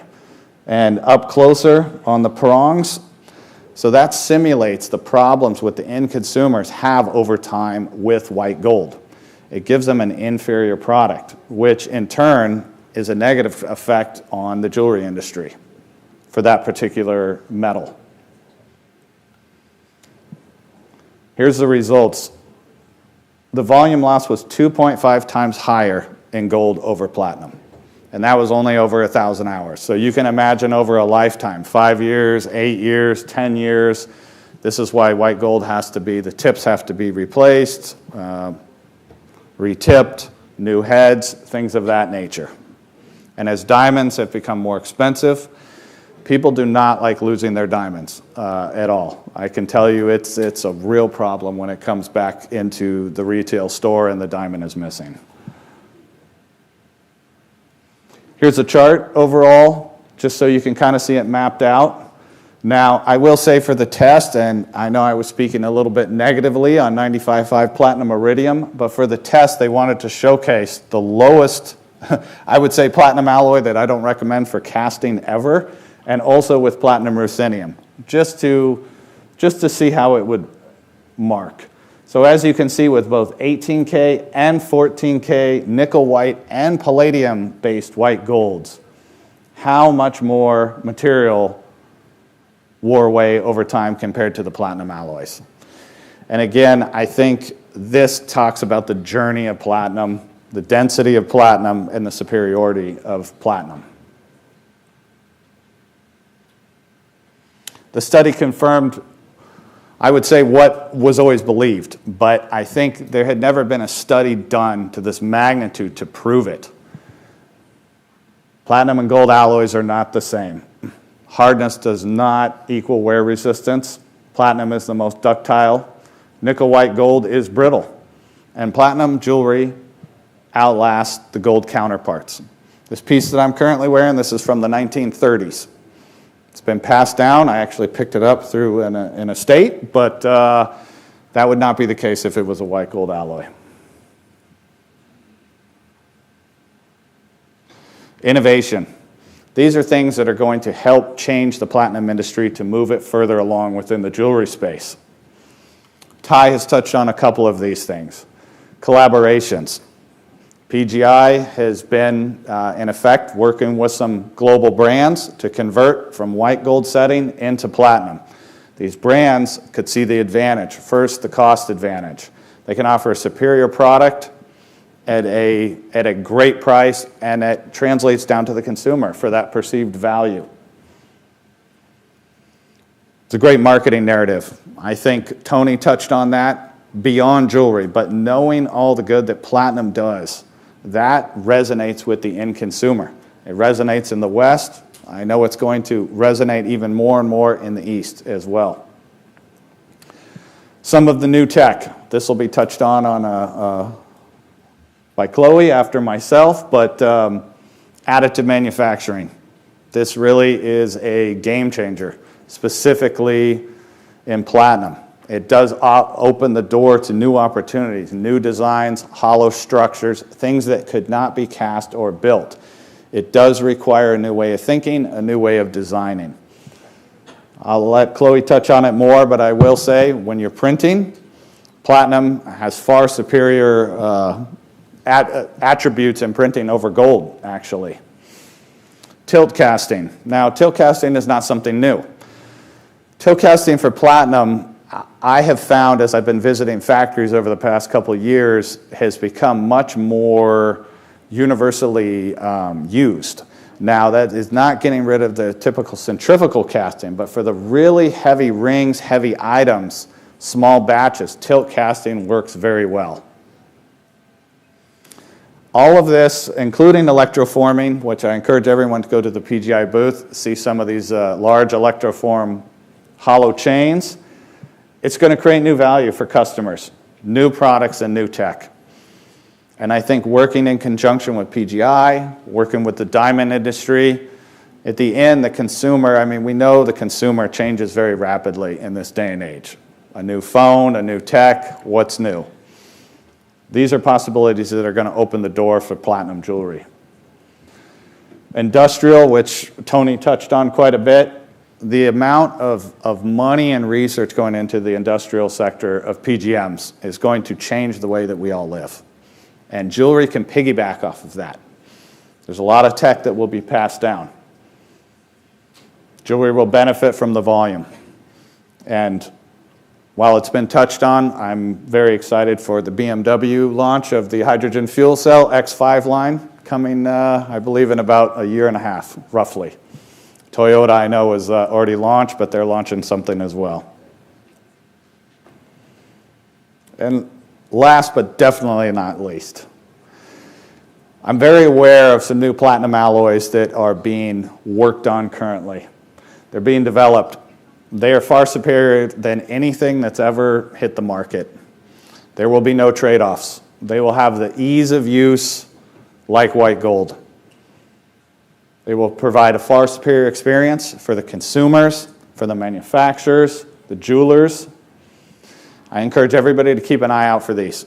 They're coming in the not too distant future, and very exciting.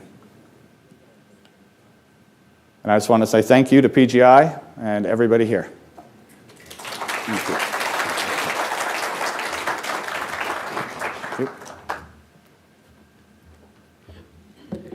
Thank you, Josh.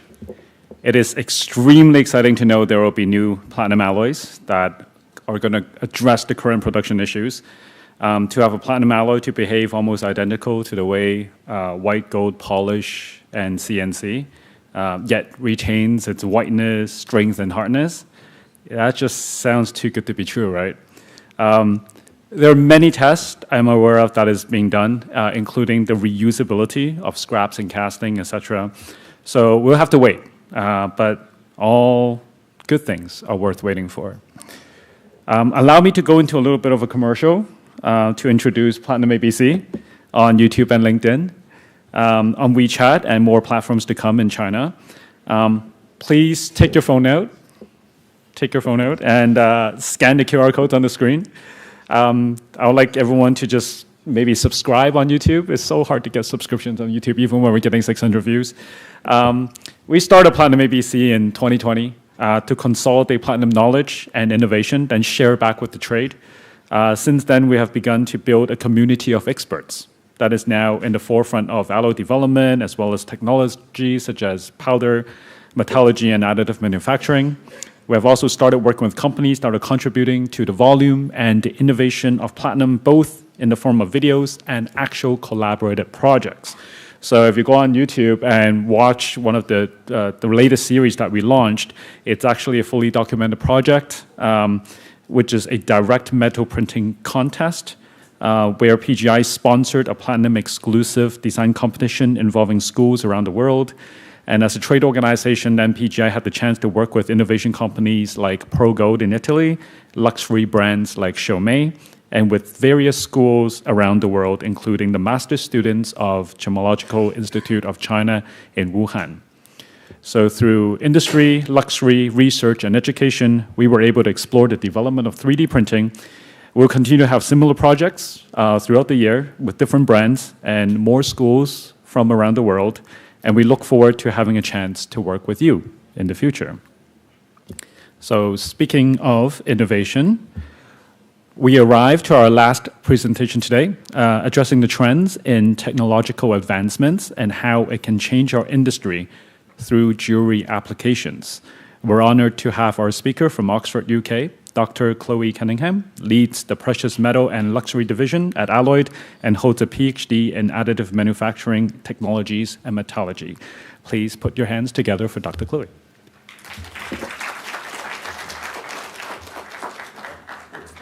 Yeah. Hi, everyone. It's great to be here today. It's my first time in Hong Kong. And to be on the speaker list for this event is pretty amazing, given the speakers that have gone ahead of me. Also, coming from the engineering side, it's very cool to be speaking about platinum at a jewelry event. So today I'll be talking to you about trends on technology shaping future possibilities. The technologies in particular I'll be addressing will be additive manufacturing, and that's metal additive manufacturing. So before I fly into some of the trends that we're seeing in the wider additive manufacturing industry, I want to give a bit of an introduction to the company Alloyed, as many of you probably haven't heard of us before.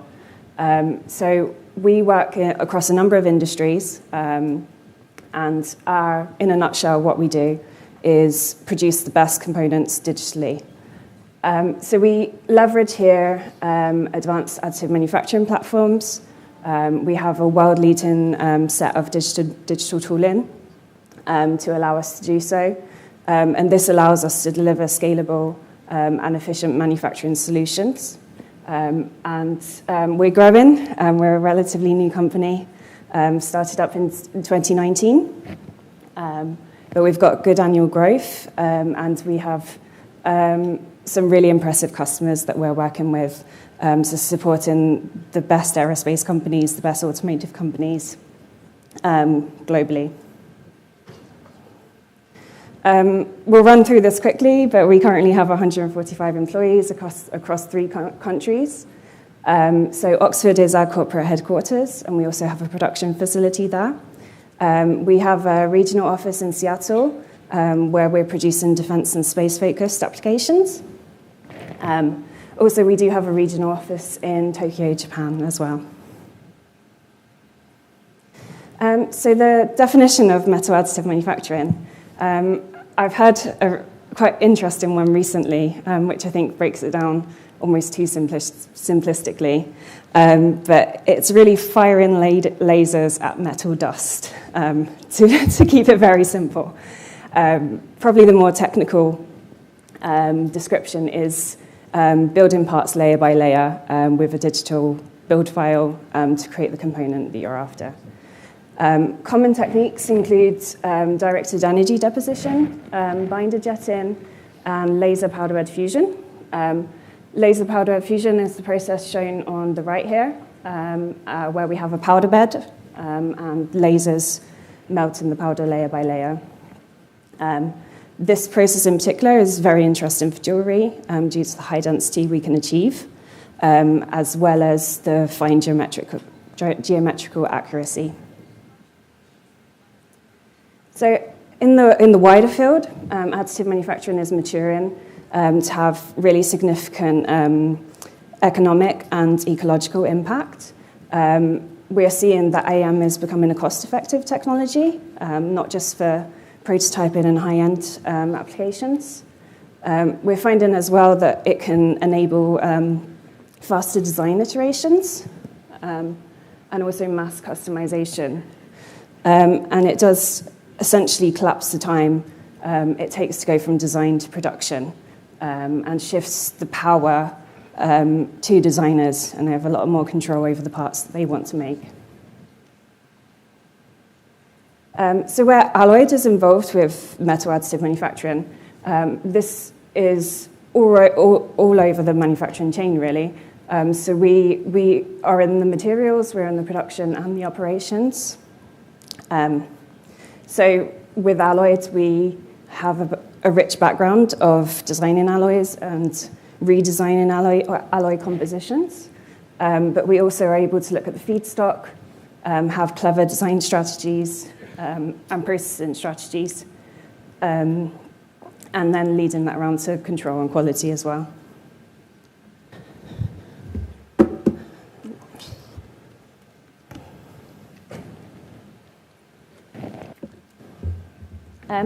So the platforms that Alloyed leverages, these are proprietary to us. We have the ABD platform. This is Alloyed by Design. So it's a computational tool that allows us to design alloys virtually. And then we get a short list of alloy compositions that we test in our laboratory. And it allows us to speed up the whole alloy design process. We also have Engine. So this is moving across to additive manufacturing, where we are able to control the scan path and the local control of the power. Then we have Architect as well. So with additive manufacturing, the design possibilities are really, really open. So this allows us to manage the build files, which can be very clunky, and really get that true design benefits.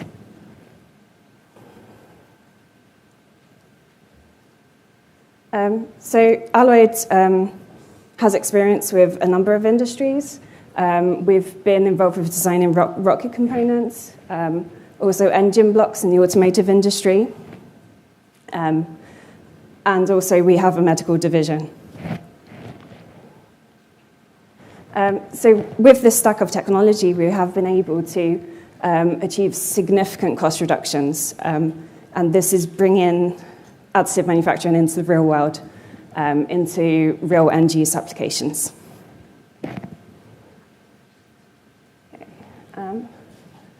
Now to move across to some of the industry trends. One of the most exciting ones recently is consumer electronics. So many of these parts are conventionally CNC machined, but there have been reports of Apple using Chinese additive manufacturing platforms to produce their next-gen Ultra 2 watch. So this is really contributing to helping Apple improve the production cost using 3D printing, and also having ESG improvements to those metrics. The reason I very much like this example is because the scale is huge. So if additive manufacturing is being used for things like the Apple Watch, this is potentially millions of parts, and I think it's a real milestone for the additive manufacturing industry, and it's a kind of approval stamp to see it going into applications like this. KPIs for AM success. So this hasn't happened overnight. There's been a lot of development besides getting the right AM machines in. So things that the development technology teams would be looking at is geometric repeatability, and this can be achieved and enabled by digital tooling such as advanced laser control, distortion compensation, and seamless AM and CNC integration. Also important is low cost per part, and this can be enabled by having a very dense stacking, so within your powder bed, having many, many parts built in, and also advanced laser control as well. So in the aerospace industry, it's an absolute hotbed for additive manufacturing. Innovation has been an early and frequent adopter of additive manufacturing. With structural parts, a significant benefit has been the reduction in the buy-to-fly ratio. So this has typically been titanium parts, where when you produce the parts by additive manufacturing, you have to do substantially less machining, which saves tons of raw material costs. Also, we have the LEAP, GE LEAP fuel nozzle. So this demonstrated massive part consolidation, which simplified the supply chain. And also, we're seeing a drive for improved performance with additive manufacturing. Also, with the aerospace industry, of course, we can make it lighter too. So double the benefit. Not only is it cheaper in production, but you get those benefits throughout the life cycle of the part. So one interesting point to note about the aerospace industry and the trends of additive manufacturing there is thousands of test data is required to get these parts into end use. And this is relevant to us because there's been digital tooling developed to get that repeatability and that reproducibility to a standard needed for the aerospace industry. But it's great for every industry to get that level of control. So we have here many fatigue specimens, but we also have developed by many of the main additive manufacturing OEMs, machine health checks, for example. So we're really understanding more the performance of the machine. Is the laser behaving the same every layer? What is the impact of differences in powder quality? So yes, as I mentioned, process repeatability is really important for the aerospace industry, and a number of tools have been developed around this.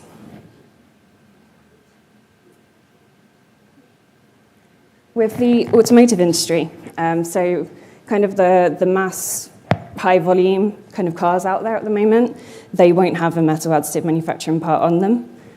The reason for that is just that simply right now it's too expensive for the type of parts that are required. However, there are some promising signs, and we think this could change in a few years' time. So major car manufacturers like Ford, being in Hong Kong, I looked at the Changchun-based FAW group as well. So the automotive companies are really investing in additive equipment.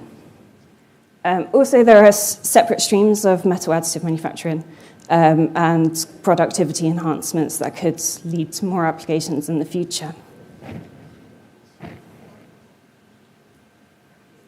But with the performance cars, like the F1 and the race cars, actually there's been a huge adoption of additive technology. An interesting one to mention is Divergent 3D. So they are actually combining additive manufacturing and adaptive robots to really change the way automotive parts are made. So moving away from the huge production lines, which really lack flexibility, and thinking more like, how can cars be made like smartphones? Can we use AM to do that? We actually have a Aston Martin here, and this is a 3D printed rear chassis, which is, yeah, on the middle photo. The KPIs for success in the automotive industry. We have topological optimization, so this is design of the parts using the computer. Either you're optimizing for strength or the space you have allowable. Also, distortion compensation. Distortion can happen during 3D printing, especially with kind of organic shapes. So this is a really important tool for us to make sure that we can engineer the parts to the right geometrical specification. Also, the parts can be very complex, so you have to have the software to manage that. Also, integrated functionality is an increasingly important thing in automotive. So for that, you need thermal simulation models, for example, for heat exchanger components and finite element analysis. Also, with automotive, materials innovation has been huge. So new aluminium materials for enhanced stiffness, strength, and conductivity is really given some of these companies a competitive edge. I'm just going to grab some water. Okay. So to kind of round up, there are also some general trends that are sweeping through the market. So one of them is the multi-laser and large build volumes. So hopefully this plays. Yeah. So this was only released a week or two ago. This video on the left is Bright Laser Technologies. It's a Chinese company. And I think here they have 18 or 20 lasers firing. So this is a pretty insane development in the market. Usually there's 1 to 4 lasers. So it's a real trend that the machines are getting bigger and bigger. And all of this is to drive productivity and to drive the cost down. Another trend is a wider range of materials. For conventional, traditional manufacturing techniques, there is a range of materials that you consult, and you find the material that matches your application. But with additive manufacturing, we're starting afresh. We have different cooling rates and different opportunities for new alloy design. Repeatability and quality. Also, as I mentioned, with the aerospace industry, is lots of people working on this. Also, left supports and overhang angles, so really opening up that design freedom and having the software and the advanced laser control strategies to achieve that. Also, laser spot and focus variations. Won't go too much into this, but it can help very much with your part quality and ability to speed up the laser as well. So in summary, machines have come a long way forward, and the machines are starting to be designed for the application. So not just a generic AM machine, but we're starting to look at the laser, we're starting to look at the size of the bed to really get the optimal machine for the application. So what are the lessons from successful AM applications? So first of all, in the examples I've provided, I hope it was relatively clear that this wasn't simply just plug and play with getting the AM machine. Successful AM adoption requires us to really look at our application and really look at what digital tooling we need to support that and make it a reality. So that moves on to customized solutions. So with jewelry, customized solutions will be required. I'll go into that later on. And also there's a high value focus. It's a matter of constant optimization and improvement until you get the solution that you need. So now on to platinum additive manufacturing, the cool stuff. So platinum additive and jewelry, as Josh mentioned, they're a very good marriage. The reasons for this is due to the intrinsic material properties. So due to the reflectivity, the oxidation resistance, the thermal conductivity, platinum processes very well by AM, more so than gold. And we can achieve 99.9% density, which is fantastic. Well, I have a later slide on what this means for bench jeweler finishing. Also, we have the opportunity for new alloy design spaces. We can think about new alloys, new platinum alloys. Just compared to platinum ruthenium, maybe there's something more high performance that we could offer. One thing I wanted to draw your attention to as well was that even with platinum ruthenium, which Alloyd has been working extensively with, compared to the cast condition, we could get a lot higher Vickers microhardness.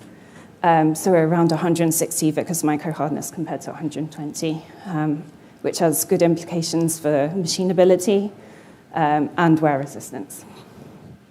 So other reasons why we should be interested in platinum and AM is the process is low waste, and we're able to continuously recycle the platinum powder. And when I say recycle, it stays on the machine and we top up with fresh platinum powder. So this is low waste, feeding into that sustainability theme that's so important. Also with laser powder bed fusion, we have really excellent process control. So regardless of production volumes or complexity of the part, really, we can produce parts in a cost-effective way. Also with the ability to do hollow parts and very complex mesh design, no need to worry about the metal flowing through a mold. This can really unleash creative design prospects as well. Also, there's quick design iteration from prototype to serial production. It's relatively straightforward to draw up a concept in CAD and send it to the machine. And also, there is a lack of skilled employees in platinum as well. So this technology does pose the opportunity for automation and high-skilled work to be introduced into the manufacturing supply chain. So Alloyd has conducted extensive post-process characterization, and we've shown that efficient end-to-end finishing of AM parts is possible. So things we've looked at includes mass finishing, so using automated mechanical techniques to minimize jeweler bench contact time. We've also looked at jeweler bench polishing, and we found that standard tools could be used compared to the investment cost equivalents. And that because of this very high density, no laser rewelding or reworking was required. So able to use the same tooling with no need to go back and rework. We've also tried hollow parts. So here we have a hollow wedding band, and we've been able to seamlessly fill those holes at the bench jeweler. Which is very nice. This part here is on the PGI stand, so feel free to visit and have a look to see if you can see that joint. Also, we've looked at CNC machining, and we found that there was reduced burr-in and very clean cuts, which could translate to less tool wear and higher cutting speeds. And one thing we also looked at was gem setting. So with the increased hardness, there is sometimes the perception that that comes at a cost of ductility or malleability. But we've found that because of the reasons and the pathology of the additive manufacturing process, that trade-off just doesn't exist. We were able to successfully set some diamonds.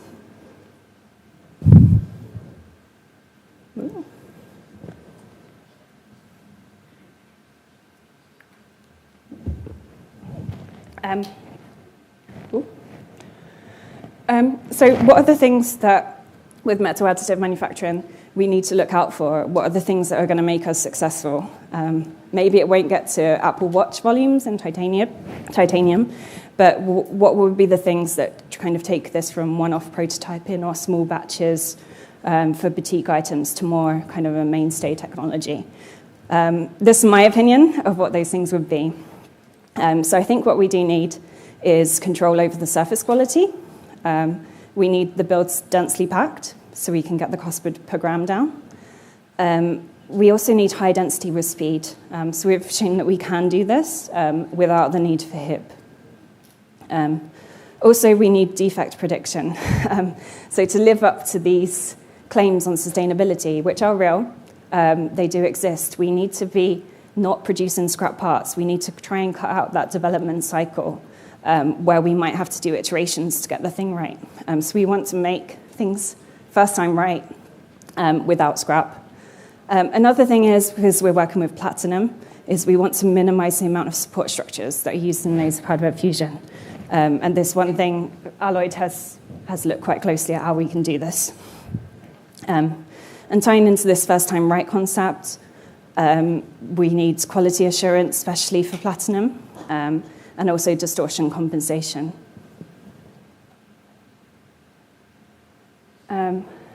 So this is my vision of what we can do with platinum. Because of the high value and to reach these sustainability goals, we really need to be achieving first-time right manufacturing. And to do that, we do need digital tooling. So with the tool sets, we're in a good position to leverage the tool sets from across the industry, the aerospace, the automotive. There's been so much work that's gone into achieving these capabilities, and we can absorb that into platinum additive manufacturing to achieve first time right. And this, for us, will unleash real design freedom. So if you have a part design and it's complex, it's complicated, you can know up front, can you do this or not, and actually get that feedback to the designer very quickly. So printing adventurous designs with confidence. Also sustainability, I think I've mentioned that. It's important that we do first time right to really meet those kind of claims about additive manufacturing. Efficient finishing. We have to have an end-to-end solution so we know how much material we have to remove, what kind of mass finishing we'll need. And also, with this all together, this will lead to viable economics from 1 to 1,000 pieces, which is where we really want to be to really roll out the technology. So to round up with some alloyed jewellery case studies, this is one of the pieces that's on display at the PGI stand. So we have the part in the lower middle section. So this is off of the 3D printing machine. The support structures have been removed, but it's before it's been mass finished or bench jeweler finished. This part kind of demonstrates that need for digital tooling because we were able to run a simulation model about the thermal buildup during the print. And we found that actually there was too much thermal accumulation, which would have led to a defect. We were able to make that correlation and change our manufacturing strategy to avoid it, which is just where we want to be with alloyed. And the part, we're very happy with it. It looks very nice. So feel free to visit on the booth. Another example is a watch casing with titanium. I'll just roll through this really quickly, but it really displays some of the opportunities with additive manufacturing. So we can have very fine features, more internal real estate for batteries and things like that. design versatility for unique geometries, and of course, material flexibility. And one of the main things with this is that we were able to achieve 55% lighter than the CNC version. Here's a titanium watch strap as well. So the video should play. So this is a mesh that we printed directly with no finishing. And this is also on the booth, so you can have a look. And it's got a very interesting clasp function, where it's just friction-based. And the picture in the middle, this shows the straps and how they were built looking down in the Z direction on the AM substrate. So we have replicated to a smaller scale this same watch strap in platinum. This is platinum ruthenium 950. You can see here it's directly onto the laser powered bed fusion substrate here, and we are able to just directly remove it, which I have in the video. So it's very easy, comes straight off, and we're able to maximize that build volume as well by coiling it. So also on the stand, if you would like to visit. So concluding remarks, I'd like to say that there's an awful lot of development for additive manufacturing, metal additive manufacturing that's been done in the wider industry.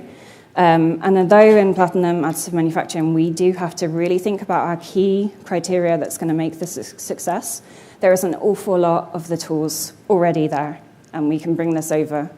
Additive manufacturing is having serious implications in the wider industry, and it's really having a huge impact. And I think it's inevitable that in the end it will come and do the same in the platinum jewelry industry.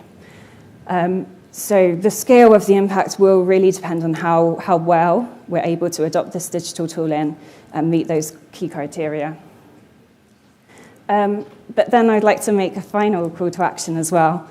So from the manufacturing side, we're ready to exploit this technology. But what will really bring about the change is the whole manufacturing supply chain, getting involved, seeing this as an opportunity, and moreover, the designers as well. So they're the ones who can have the vision and see what the consumer would like as well, and bring this technology into end-use applications. Thank you very much.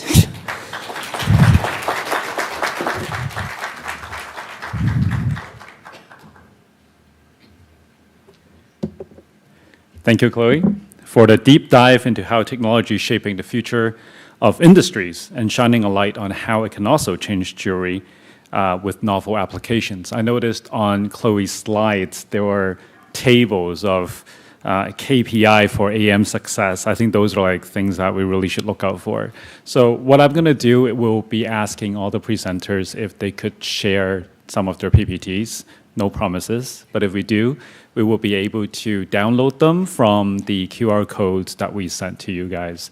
But they're also accessible on the table. On the lower right corner with the PT logo, you should be able to access live photos and some of the PPTs that we have today. So yeah, innovation continues to be a major focus at PGI because it is through innovation that we discover and create new values for both the trade and consumers. The key takeaway, it's similar to the impression that Tony created in the beginning of this conference. Jewelry is not in this alone. Platinum is not in this alone. We have researchers and scientists innovating tirelessly for PGM, and jewelry can benefit from the various developments across different industries. And for us to be a bigger part of the larger PGM family, we're working with many experts that are providing solutions for the future. Everything from customized alloys, process optimization, automation, green energy, ESG, and additive manufacturing. So we hope that our conference today gives you the confidence that Platinum is in an amazing position to grow in the next cycle when we're asking, what is next? And when jewelry moves back from investment purchase to emotional purchases, to responsible purchases, and to building new segments for the future consumers. At platinum's current spot price, with this trend in supply and demand, with platinum strongly grounded in technology, with superior metal attributes as a metal of love and as a metal of goodwill, we have confidence that platinum is in the right place, the go-to metal when you set your precious stones, when you have to build towards responsible jewelry, and when consumers return to buy jewelry for emotions, for meanings, and for aspirations. And we do not have all the immediate answers, but we assure you our team is working towards creating new opportunities in building a brighter future for the industry. And with this, I would like to invite Pui Pipun, Managing Director of PGI China, to close off today's conference.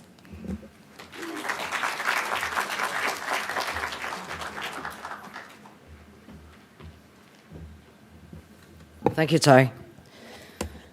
Esteemed speakers, distinguished guests, dear partners, ladies and gentlemen. Being here today, listening to the speakers dive deep into the trends that shape the jewelry industry from a platinum standpoint has not only been an honor for myself and my colleagues from PGI, but also an alluring journey with exciting discoveries and fruitful learnings. Why do we wear jewelry? Or Tony's tie? To feel good. And I hope after this morning that you will feel even better wearing platinum jewelry. PGI has always endeavored to create value for our partners' platinum business. Through the insights shared today, I'm sure we now have a deeper understanding of platinum's exceptional metal attributes and recognize its applications across many diversified industries. In addition, as the unique metal of meaning, platinum has always resonated strongly with consumers. Combined with the learnings from today, PGI will be able to better make a difference to our partners' business. I would like to take this opportunity to thank the many speakers today for graciously sharing your insights with us. Over the years, PGI has strengthened our ties with platinum industry experts from around the world, constantly sharing advanced insights to enrich our partners' understanding of technology advances and other related emerging trends. We have also been continuously leveraging our broad and influential network to develop tailored marketing strategies for our partners, resulting in many jointly organized programs that have successfully increased platinum's appeal to consumers. I'm pleased to share that with the latest resources and insights, PGI is able to facilitate win-win collaborations with many of our partners. Furthermore, as the best metal to hold diamonds and gemstones, platinum will continue to shine, bringing to the industry enormous commercial potential. We firmly believe that now is the right time to invest further into the platinum jewelry market. We are committed to sustainable evolution of the industry. As a member of the Responsible Jewelry Council, PGI is dedicated to helping raise ESG standards within the industry. We believe that with the collective efforts from industry players, the jewelry industry will be able to fully embrace ESG, paving the way for a future that is sustainable and responsible. As we draw towards the end of today's conference, I'm truly convinced that the profound relationships forged over the last few days, coupled with the forward-looking insights exchanged, will unleash an invigorating energy that will undoubtedly be a catalyst for broader opportunities and closer collaboration. Let's carry forward the energy and understanding we built today into the future and into building a jewelry industry that differentiates you from your competitors. On behalf of PGI, thank you all once again for attending our event. Lastly, I sincerely hope everyone will have a chance to visit our booth later today and experience the dazzling allure of platinum. Thank you, and enjoy the rest of your visit.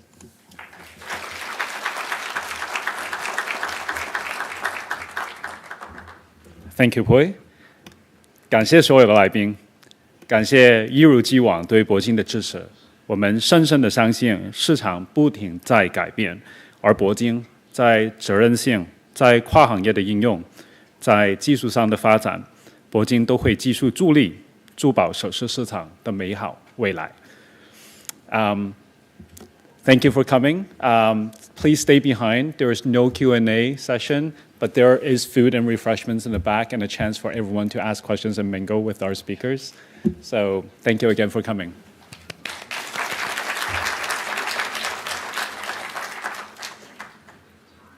Can I invite the speakers to take the stage, and then we can do a picture opportunity. So speakers.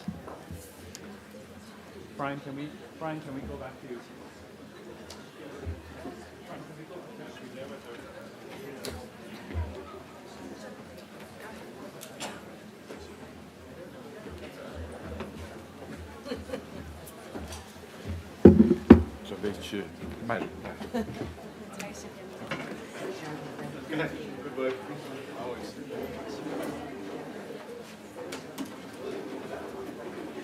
We're going to stand at the two sides.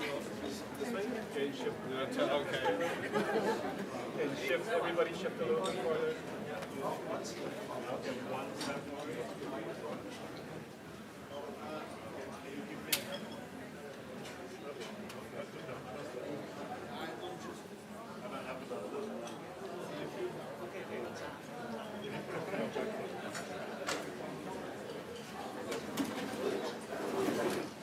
We're going to.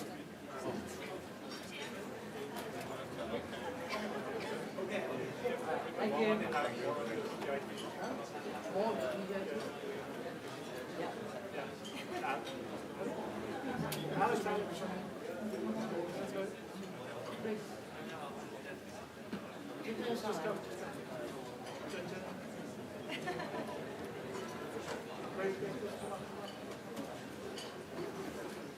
We're going to.